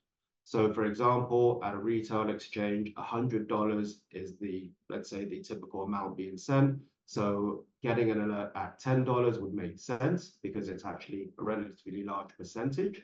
But if you're an institutional exchange and your average transaction volume is $50,000, getting an alert at 10% could actually be within your risk tolerance, and you want to set that differently. So that's where the element of customization is important. For those where you're not exactly sure what is the average transacted amount, for instance, you can actually specify your threshold or taint percentage. And that's actually based on the total amount either sent or received by an address, to say that if, for example, 10% of the total incoming amount was from a high-risk gambling entity, then you can get alerts that way as well. But ultimately, in our system, you can use both variables to do it. Now, with behavior-based, this is something that's quite unique to us. So we actually analyze an address and the transaction activity and raise an alert on behavior, and if it looks suspicious. And with that, we can actually detect potential illicit wallets that are not listed on a criminal database or a blacklist. So the key point here is just because it's untagged doesn't mean it's okay. It could simply mean that the criminal has not yet been identified. So with the Compass tool, we can do wallet screening and transaction monitoring all in one single platform, as well as providing a full case management tool as well. And as we discussed, we can identify on-chain patterns or situations where a criminal may be moving funds through multiple addresses, so on and so forth, to actually obfuscate where the true source of money comes from. And I'm sure there's been many examples where exchanges, wallet providers, different crypto services have been utilized for money laundering, and that's the kind of patterns that we're also looking at. And ultimately, what we're doing is providing a more proactive layer on top of a database-only approach. So a quick example here. What we are looking at from a behavioral perspective is to say, well, has an address sent payments between a certain amount of $1,200 to $1,499 because we want to classify this as cautious. Ultimately, there could be a reason behind this, and they're trying to evade your next level of KYC checks. And we actually see this quite often. We can also look at things such as anomaly detection. So if an address has sent or received X amount within or X amount in terms of multiples over a specific given time frame, which can indicate abnormal behavior. We can also look at transit address detection because, like we discussed, criminals are getting pretty smart. They'll own 10 to 100 thousands of different addresses, which they'll send funds through. So these addresses are transit addresses, which have no real purpose other than moving money through them and creating complexity in the blockchain. So we can set rules around this, as well as large transactions. We can look at dormant address reactivations as well, all things that are critical where there could be suspicious behavior involved. A couple of more rules here, just to highlight this. We can look at young address as counterparties, because we know that criminals, once they have their wallets and addresses blacklisted, will go about creating new ones. We can look at large transaction fees. And again, those of you on the call who have spoken to me, I always tell you, I'm not a massive day trader by far at all. However, I do buy crypto assets. And one thing that I hate about it is paying transaction fees. Criminals typically like to pay large transaction fees, because what that actually means is that the miner will be able to process or prioritize their transaction ahead of anyone else's and move funds very quickly through the blockchain, potentially through a number of those transit addresses, onto an exchange, onto a different crypto platform, and then move the funds elsewhere, maybe cashing out into fiat. And then we can look at things such as range-bound transactions, where people are trying to get around your KYC limits that you provide them in terms of being able to send certain amounts. But we can also look at high transaction counts as well. So with that, I'm just going to stop sharing my screen and move over to the Compass platform to actually show you how we do this in reality. Give me one moment.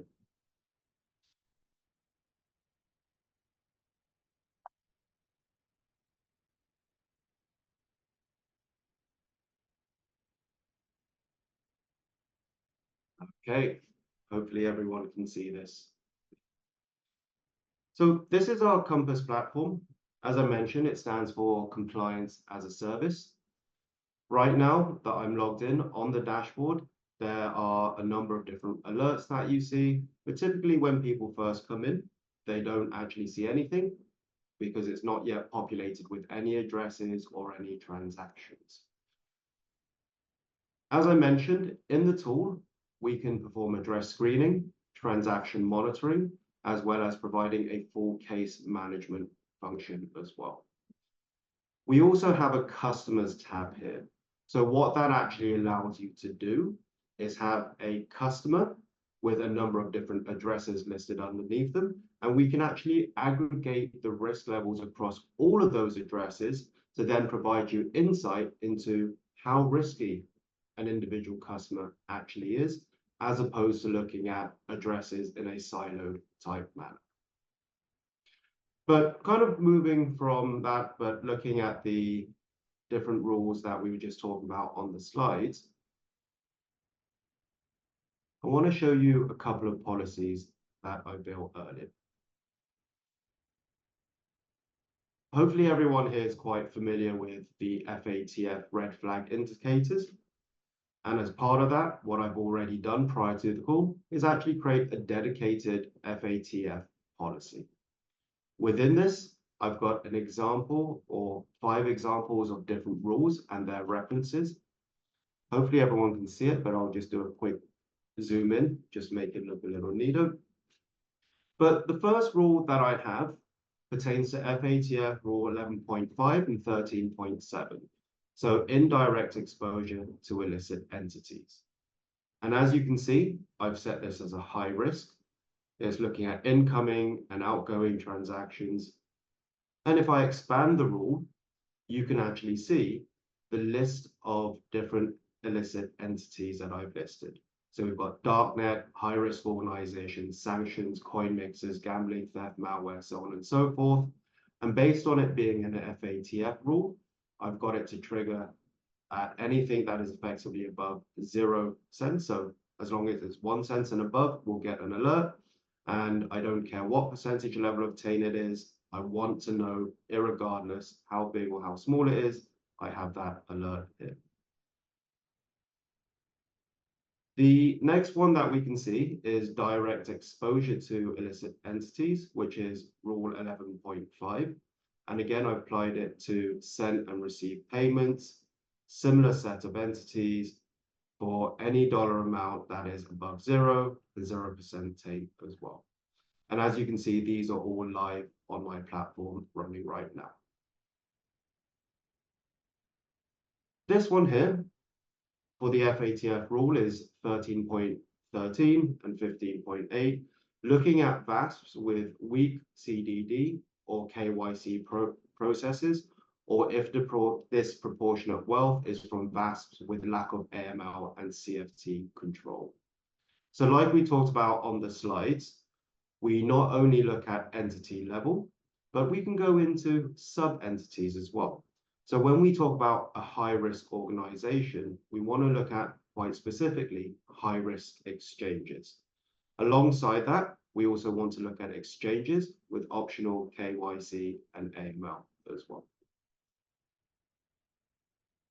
The next one, virtual asset transactions tied to online gambling, is something that we also focus on. So like I mentioned, yes, it's high risk in Singapore. However, Singapore does also follow the FAT regulatory guidelines. And so we can actually split out this gambling entity.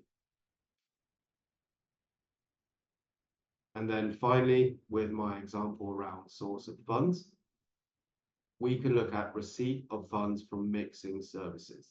So has an address on your platform received funds from a coin mixer? And again, we are able to set these rules accordingly. Now, if I take a step back, we can look at the FATF policy around behavior. So we did talk about some high-level suspicious behavioral types. However, specifically to the FATF 11.1, 12.6, we can look at small transactions from multiple unrelated wallets. And again, the rule and conditional statements that we set up say, well, if an address has received payments from at least 10 counterparty addresses, and it's also received payments from transaction amounts between 1 cent to $10, that's something we need to be aware of.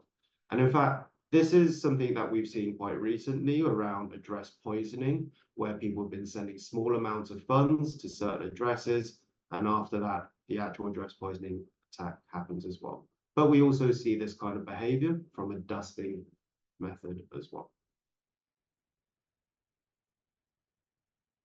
The next rule, 11.4, 12.2, 12.3, which looks at large deposits followed by immediate withdrawals. So we can set rules around this on the incoming and outgoing side. At the moment, I've got it set to $10,000, looking at a range of 1,440 minutes. And then once it receives that, it withdraws 80% of the funds as well. And then we can also look at frequent transfers to the same account. Now, here we're looking at an address receiving payments of at least 3 transactions, all of which are $10,000 above in a given time frame. Now, a lot of these are sensible rules. However, dependent on your line of business, you may want to actually customize these as well. So if I click edit, all of those gray blue boxes are now dark blue, and you can set it based on your specific requirements, your dollar amounts, time frames, so on and so forth. So it becomes truly customizable. Now, once this is set, we have all of our policies set up. So what we're asking, and kind of like I positioned it, if you think of these as advanced blockchain filters, in this example, based on the FATF, or if you're in the UK, FCA, for those in Dubai in the Middle East, BARA, MAS, HKMA, FFC, whatever it might be, we can create different policies at a click of a button and name it accordingly as well. So the great part about this is being able to demonstrate to your local regulator that you're actually following all of the regulatory requirements that they ask for. However, if you wanted to, you can also create your own policy. So let's call it XYZ policy. And this policy will be in accordance with your own risk tolerance and risk appetite. So in effect, what we do here is take the documents that your legal and compliance teams create to say, these are the bad things you need to look out for. And we actually now turn that into a technical solution that fully automates these compliance checks. And just to show you very quickly also, hopefully you've got everything set up correctly and you start screening addresses either through the universal search bar, you can do it via bulk upload, or maybe utilize the API keys to automate the ingestion and sending of data. But point is, just because something is low or no risk today doesn't mean it doesn't change in the future. So I always urge people who speak to me to have continuous monitoring turned on. So this ultimately means that if there is a change in risk, you are automatically updated in real time as and when these changes occur on the blockchain as well. So short example, if an address is not on a sanctions list today, but does appear on it in say 18 months time, you'll get an automatic notification. Or if an address is untagged, has no attribution, but in the future shows potential signs of money laundering, we are able to notify you as well. So once you've got all of that set up and actually able to demonstrate to the regulator, your head of legal, your head of compliance, your MLRO, that you've got all the systems set up correctly, you want to start screening addresses via the 3 methods that I mentioned. Now, with other tools, you're probably quite familiar with a long list of addresses. And absolutely, on our platform too, you can hover over each address, get a high-level view around the risk detected in terms of direct, indirect risks. And right now on this one, you can see direct risks related to scams, associated or indirect risks related to FATF rules, as well as scam actors as well. And same thing on the transaction level. However, for a lot of compliance people that I speak to, it's great having a long list. However, being able to sift through them and find out what's relevant, what's not, can be quite tedious. So having the case management is super helpful. So right now on my platform, I've got it set up to say that if there's a high or critical risk based on the policies and rules that I've defined, automatically create a case for me. And this is where the case management tool comes in. So for some of the larger teams out there where you may be 60, 70 compliance analysts strong across multiple different jurisdictions, don't worry, we've got different levels of user rights, access management, workflows that you can utilize for the case management tool. And if you are interested, happy to share a little bit more either today or on another call with yourselves directly. But let's just say on the cases side, these are the ones that are actually assigned to me right now. So again, please just bear with me. This is my personal demo account, so sometimes you might notice some weird and wonderful things happening. But if I say pick this case here, you can see that it's got a critical risk level, the date it was created, the last updated date, who's it assigned to, the status, and the number of open alerts. So if I click into this, then we'll be able to see what's happening. I'm just going to zoom back out a little bit. All right. So the best way to think of this is within each case, there will be an address that's of concern. And then once we dig into the address shortly, there'll be a transaction that has triggered one of the rules that was on one of the policies. But very quickly, you can see on the right-hand side in terms of case management, I'm actually just trying to demonstrate a simple workflow of tagging colleagues to look into this, what's happening, additional investigations, requesting of KYC information, proof of source of funds, and ultimately at some point I decided that we're looking into the case because there's a critical alert potentially tied to scams or hacks. But really what I'm trying to demonstrate is being able to collate all of the steps that you've taken to investigate the actual alert itself, so that if you ever needed to create an SAR or an STR filing, you can very easily download a case report, which contains all of the information which will then form part of the supporting documentation that you share with the local regulator as well. Now, excuse me. Now, taking a look at the actual alert itself, we can see that this is an Ethereum-based address. And with that, it's categorized as critical risk. The owner of it has been identified as the Lazarus Group, which is an entity related to North Korea, and it is also OFAC sanctioned. Now, with all of our sanctioned entities, we actually provide the date of when that entity was sanctioned, because a lot of the time, transactions may go to what seems like a legitimate address, and then at some point it gets sanctioned, it gets put on a blacklist or database somewhere. So understanding when that time happened allows you to actually look into, well, are the ones before that something we need to be concerned about? Because obviously the ones post that date are something you absolutely need to be aware of as well. So having that cutoff date has been super helpful. But here at Merkle Science, we onboard a number of different blockchains, and currently we have 30 plus different blockchains supported across that. There's about 6,000 different tokens we support. So that's why you can see with this Ethereum-based address, a number of different tokens, balance, incoming, outgoing, earliest transaction, and latest transaction as a digital asset value. But we can also select that as a USD value as well. Now, just below, these are all of the different alerts that have been triggered on the platform based on the rules and policies that I've set up. So if I click into one of them, I can see that FATF Rule 15.2, virtual asset transactions tied to online gambling has been triggered. And instead of showing you the original rule, we now show you the exact dollar amount and percentage level of take. So based on the total amount that this address has received, 16 cents actually is a very, very, very low percentage. As you can see, we do go down to 2 decimal places, but what this does tell me is that the 16 cents is probably past the 2 decimal, maybe 3, 4 decimal points along. And here we do have that rule that was triggered, the policy name, and a policy description as well. So what we're trying to do here is actually make the alerts much more meaningful to you, so you know exactly why they've been triggered and the potential risk there is.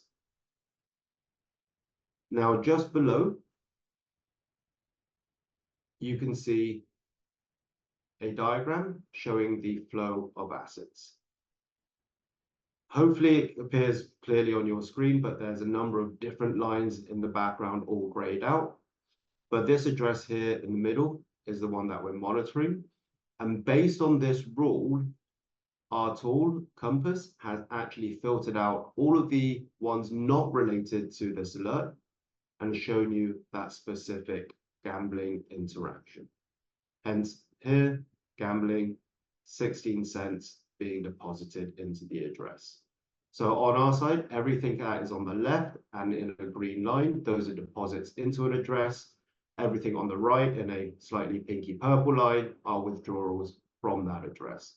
And ultimately, the thicker the line, the larger the percentage of total deposit or total withdrawal that line actually represents. And at transaction level, we've got at the address level, we have the entity type being tagged as well. Now, if I go back,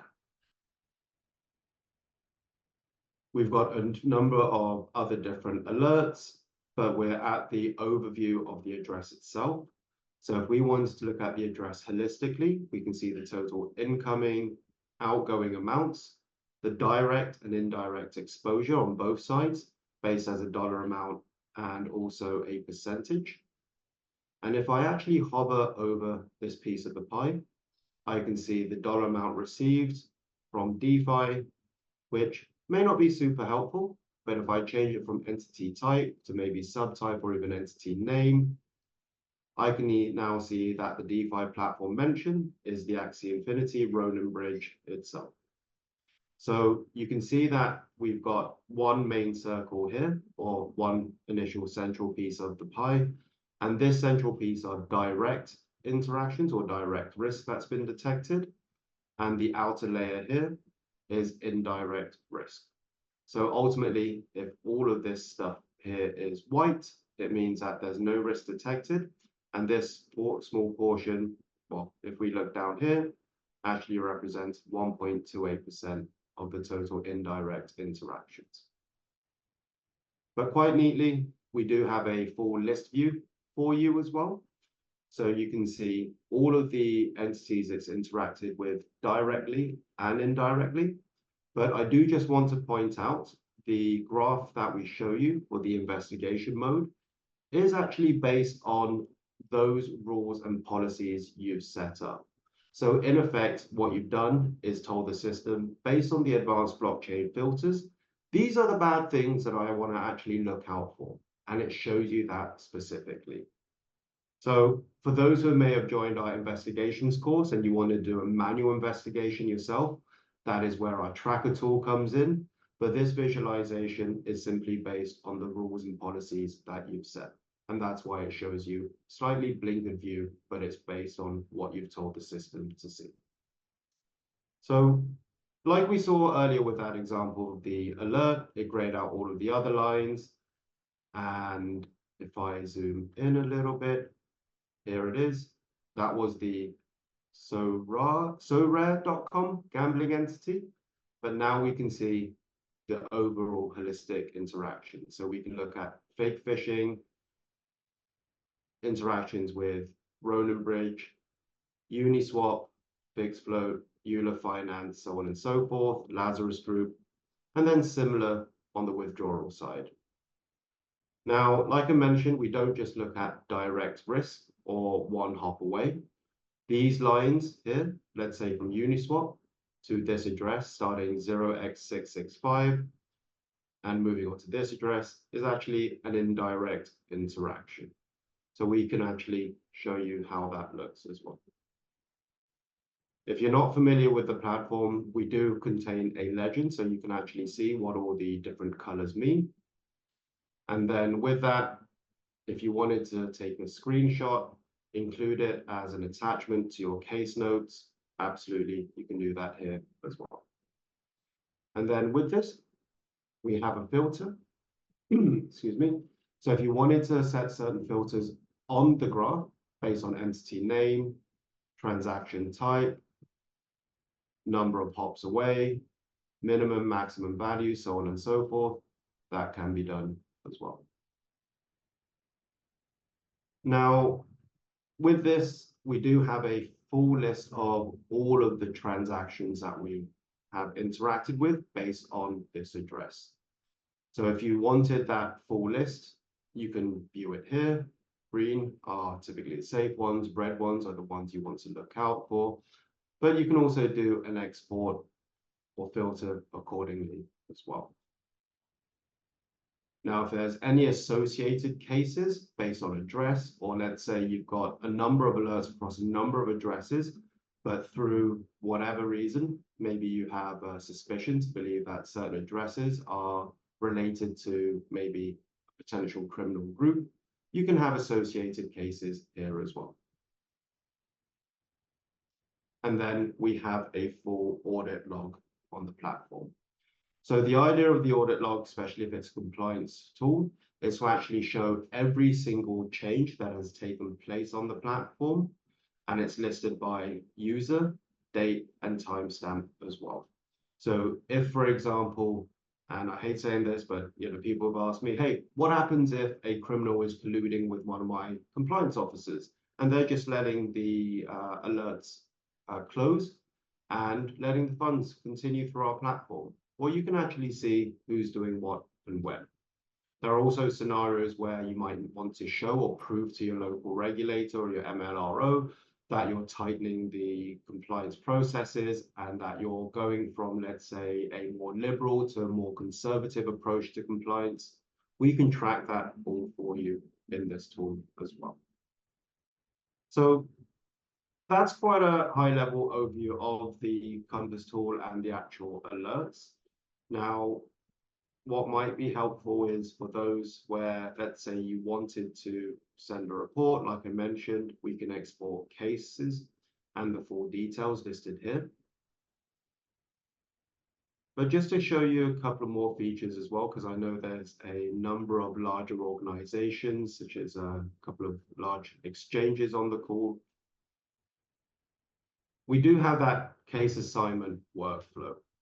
So we can auto assign cases based on the actual criticality level, so critical, high, medium, low, who we want to assign those to.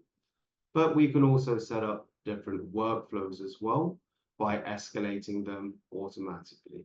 So for example, if there's a high or critical risk that you don't want it to go to, let's say, a level 1 analyst, you want to send it to a senior one, that can be automated all through the platform as well. Here we've got approval workflow. So typically, I actually tell people to set everything to mandatory approval. Obviously, if you're let's say a new project which is just about to go live, there might be just one person in the compliance team who also wears a number of different hats. So they will be the only person who reviews cases and close cases. But for larger ones, what you may want to do is have this turned on so that the agent can soft close the case. It then goes to a senior manager for further approval. If the manager is content to say all due diligence is done, they can then fully close the case, or additional comments can be provided where they reject the case and send it back to the original agent. And as I mentioned, for some of the larger exchanges as well that are on this call today, you may want to also set up a case approver assignment, because you might have a number of different leadership teams where you have a team lead or an admin who needs to actually approve this as well.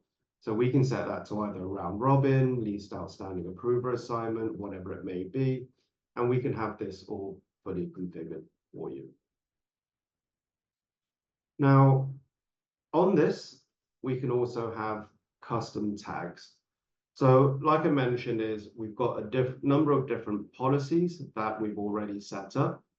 However, one thing I didn't mention about is having different policies for different customer segments. So for example, if you're a very large exchange where on the same platform, you have your institutional clients and your retail clients, you can set up different policies for those. But what custom tags allows you to do is segment your address database or your client's address in your database by those different retail or institutional clients and route them specifically to the policy that matters.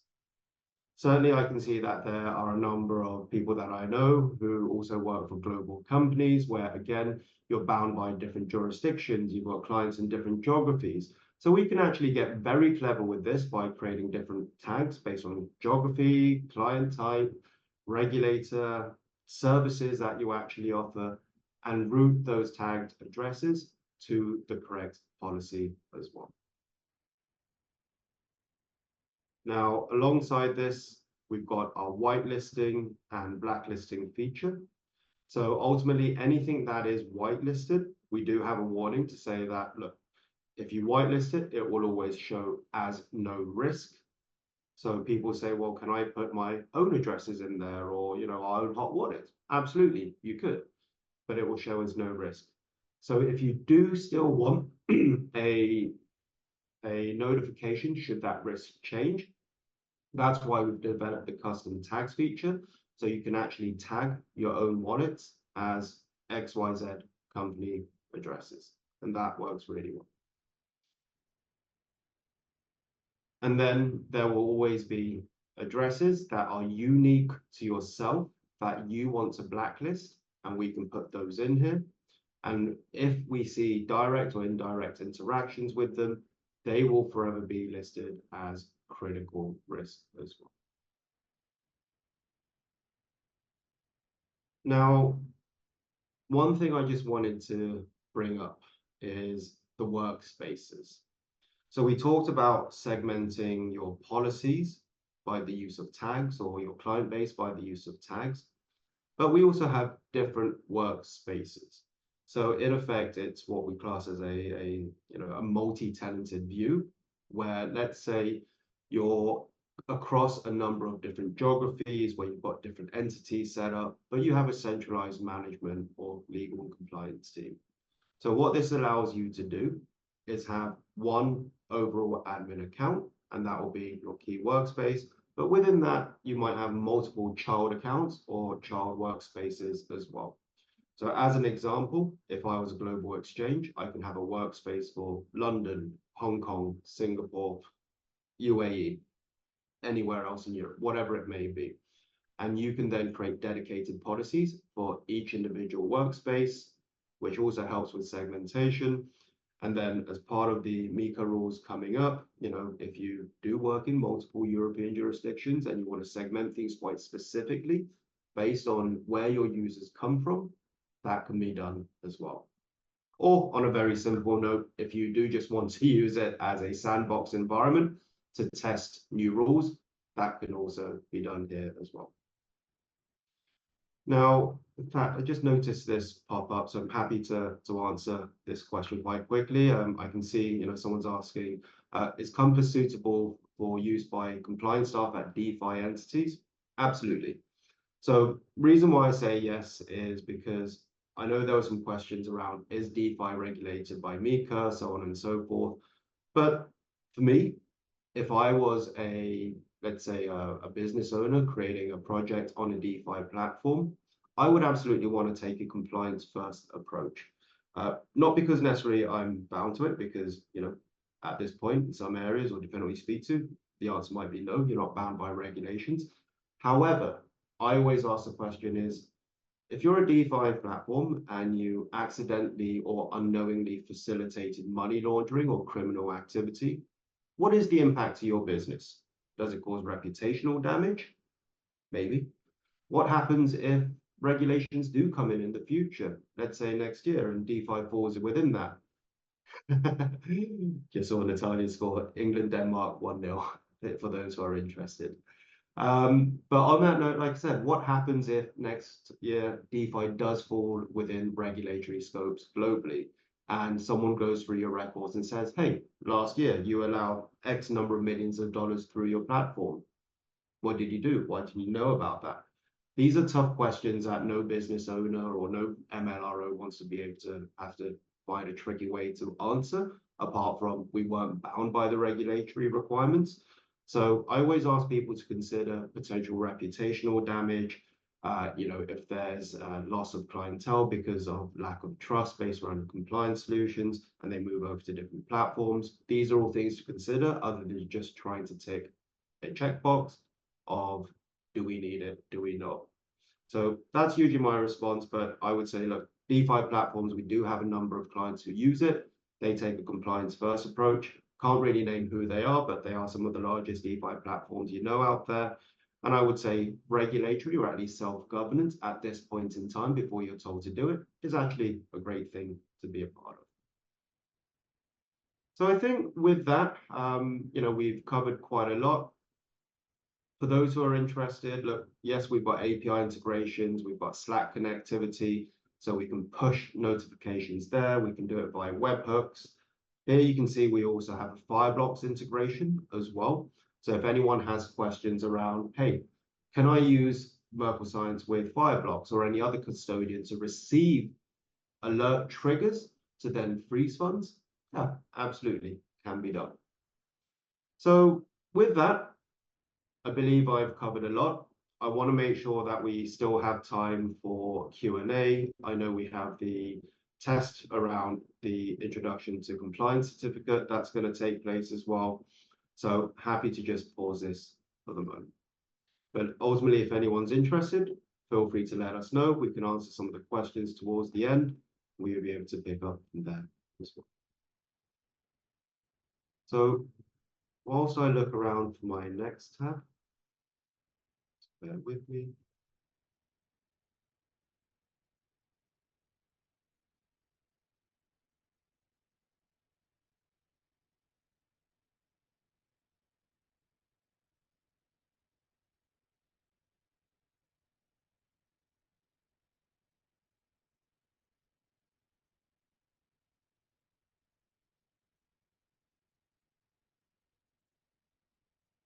just wanted to share with everyone our Institute platform.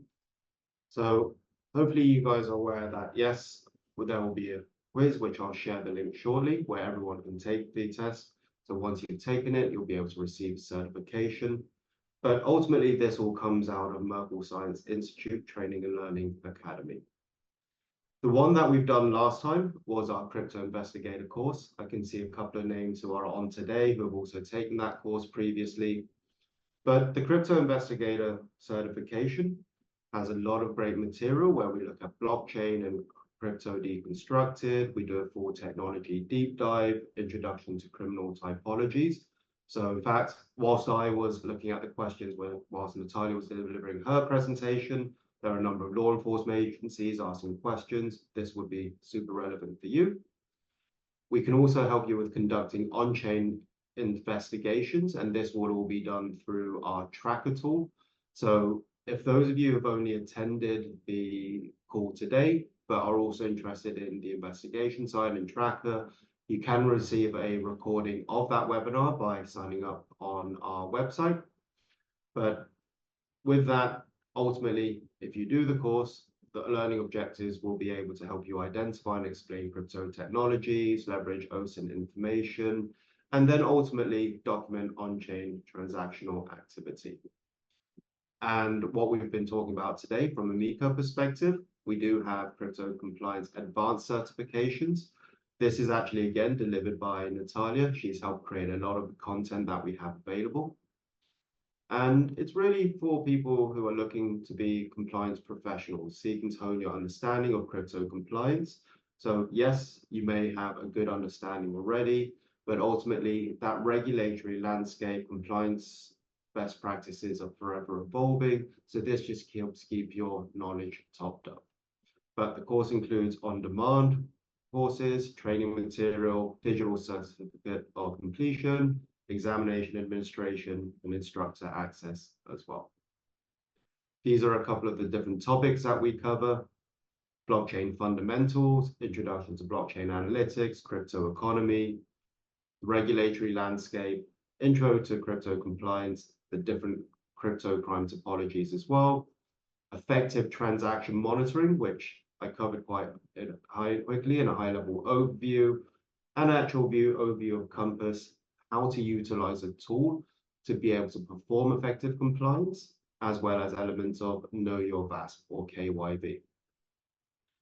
So these are all the different learning objectives. And if you're interested, there's a lot more information we'll share after the course as well. I think Natalia is sharing some of it now in the chat.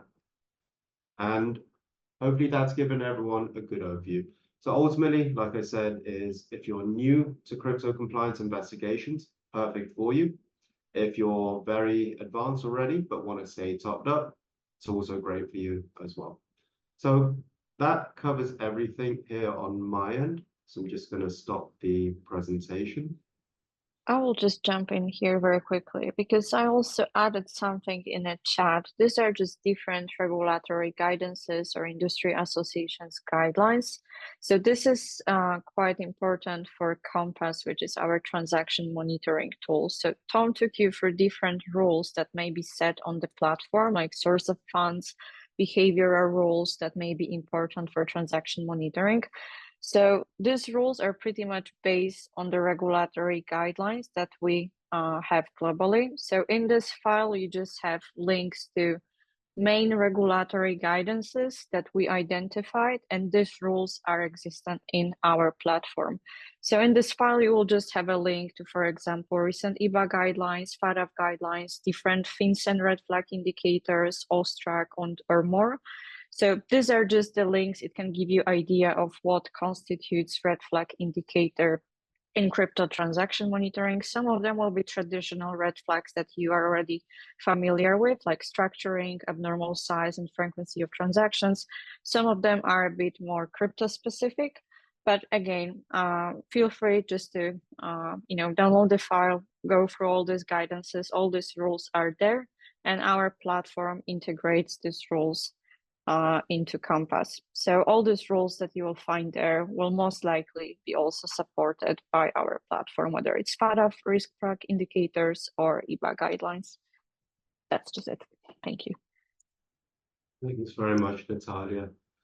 So I know we mentioned about having 10 minutes for those who want to complete the actual course. So I'm just going to share the link here for those who need it. Now, once you get that link, you'll be able to go from step 1, which is get started. Then for those who have never taken the course with us, you do need to sign up first. But once you sign up, or if those who've already signed in, you can actually take that. So what we'll do now is just pause for 10 minutes, let everyone go through the questions. Hopefully you get minimum, I think it's 80% and above, and you get a certificate. That'll be great. But Natalia and I will also be on hand to help answer any questions.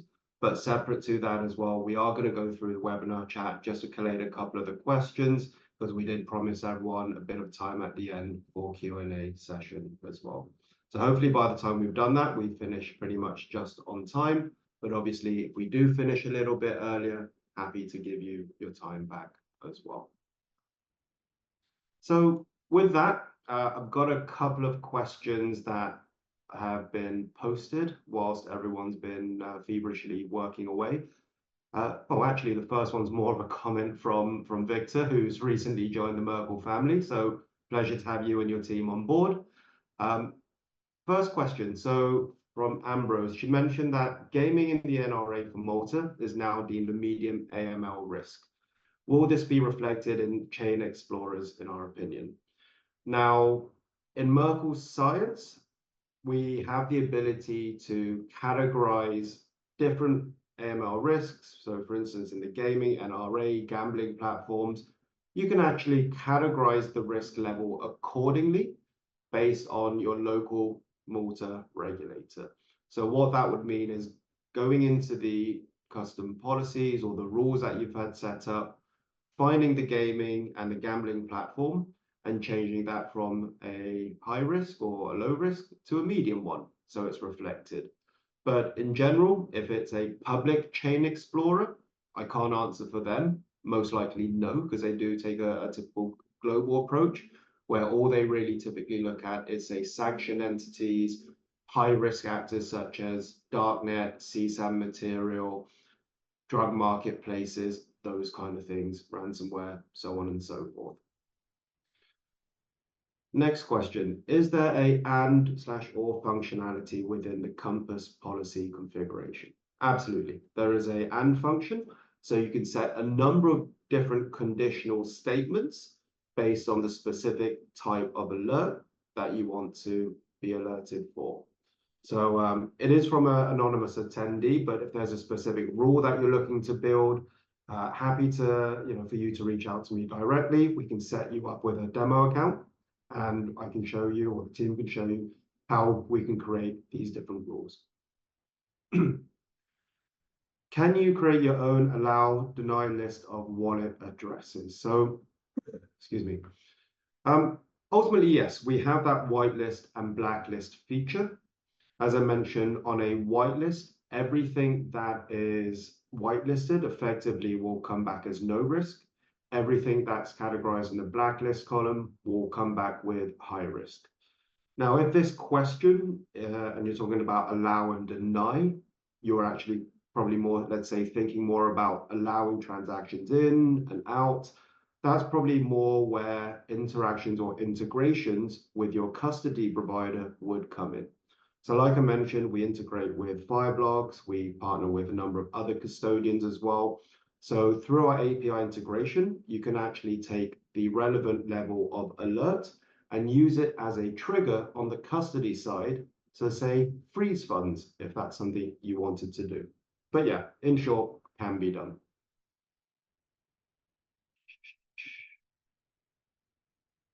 So what's the right way to manage maliciously tainted funds? So people sending tornado cash funds in small amounts, taint innocent accounts and others. So yeah, I remember actually seeing this in, a number of different articles where bad actors were sending tainted funds to celebrity type accounts. Now, this is probably more based on the different type of results you get. Now, let's say it's clearly malicious and it's tainted funds. Through the case management tool, you can keep a log of all of your investigations, the different things that you've looked into, then decide, yeah, it was malicious. The owner of the address actually has no interactions with them from their side, and it is somebody sending funds just to make sure their address is tagged. You can potentially allow that user and their address to continue interacting. Now, in certain scenarios, if needed, and let's say you also provide custody services, yes, you can ultimately just create a new address for them so that they have a new, fresh address tied to their account, and they can break away from the original one at that point. Next question, we have, how do we do smart contracts? So what I'll do is actually just quickly show the Compass platform again. And apologies, this is something that I missed off. So this is our smart contract watch list feature. Now, at the moment, we treat it slightly differently from a typical address. But the watch list feature allows you to add an address based on the smart contract. And as you can see from the writing, it will actually screen all transactions associated with such an address. So from a smart contract perspective, you can monitor it and look at interactions with sanctioned entities, high-risk entities, so on and so forth, and get a full analytical view that way. Next part. Can I set hybrid rules combining source of funds and behavior? So in our platform, we do treat them slightly differently. I'm assuming in the future, we are kind of looking at, can we actually combine those into one specific rules and policy? But at the moment, we do split it out quite specifically as well.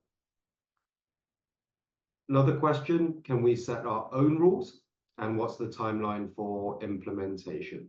So yeah, absolutely. You can create your own policies, your own rules. Like I said, for those who want to just use it straight out of the box, we do have a list or what I class as a starter kit of rules that you can use straight away. But if you wanted us to create custom ones for you, and let's say, you've got a compliance document which lists all of the alerts and rules you need, we can help you translate that into a policy at the onboarding and implementation phase. So to the next part of your question, what's the timeline to implementation? Well, based on my experience, this can vary for new startups or new projects that are yet to go live.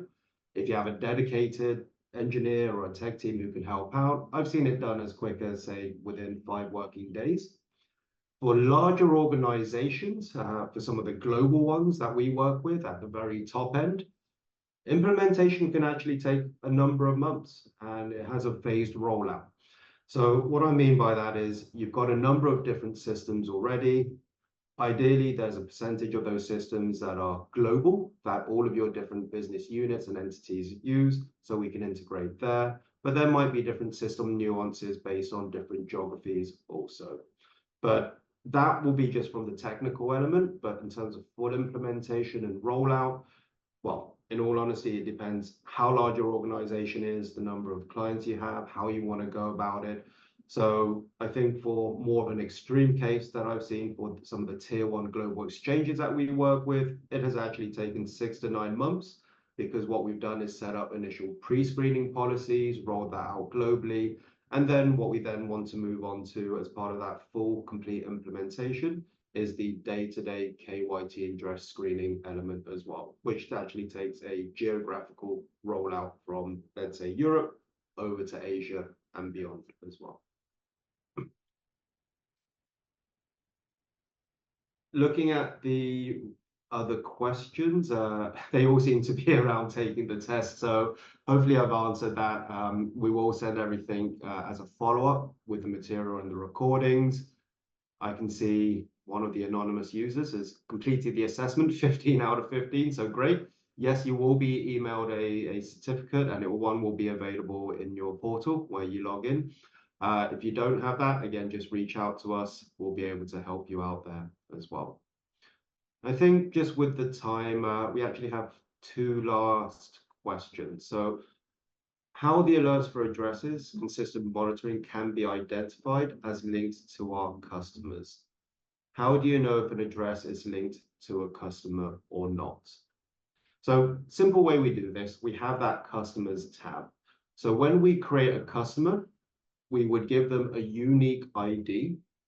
And within that customer level, we would then assign all of the deposit or withdrawal wallets underneath it. So let's say Tom is a customer. I have a unique ID of 001. And within that, you'll have my Bitcoin, Ethereum, whatever else wallet underneath. And that's how we initially get it set up. Those wallets will then be screened against the policies and the rules that we've mentioned. And based on the rules and the alerts triggered, those alerts will roll up to customer level so you can see holistically the risk at what the customer has, as opposed to the risk at in a wallet and not knowing who it belongs to. But what I can do is, apologies, it is an anonymous attendee, but look, if you want me to show you more or you want to test the customer feature out, please reach out to the team. We'd be happy to give you an account, walk you through the customer setup creation process, and help you understand how that actually works in practice. And then the final question I think for today is travel rule. So whether travel rule regulations are integrated into the Compass platform. So quite candidly, no. We did have ideas many years ago to integrate travel rule into Compass. However, at that point in time and to a degree today, no one's really decided on how travel rule should actually be implemented globally.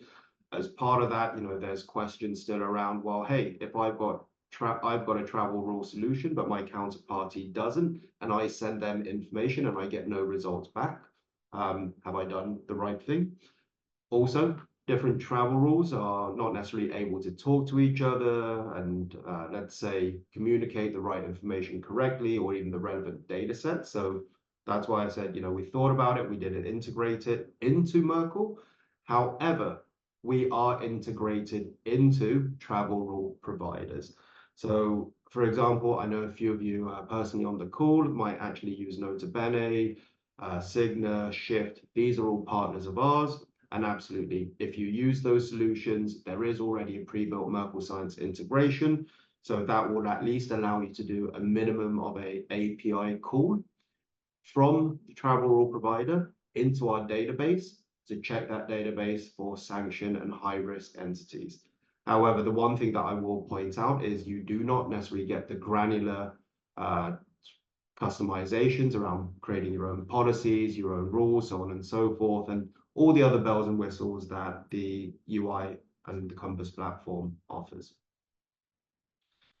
So yeah, I think that kind of covers all of the questions.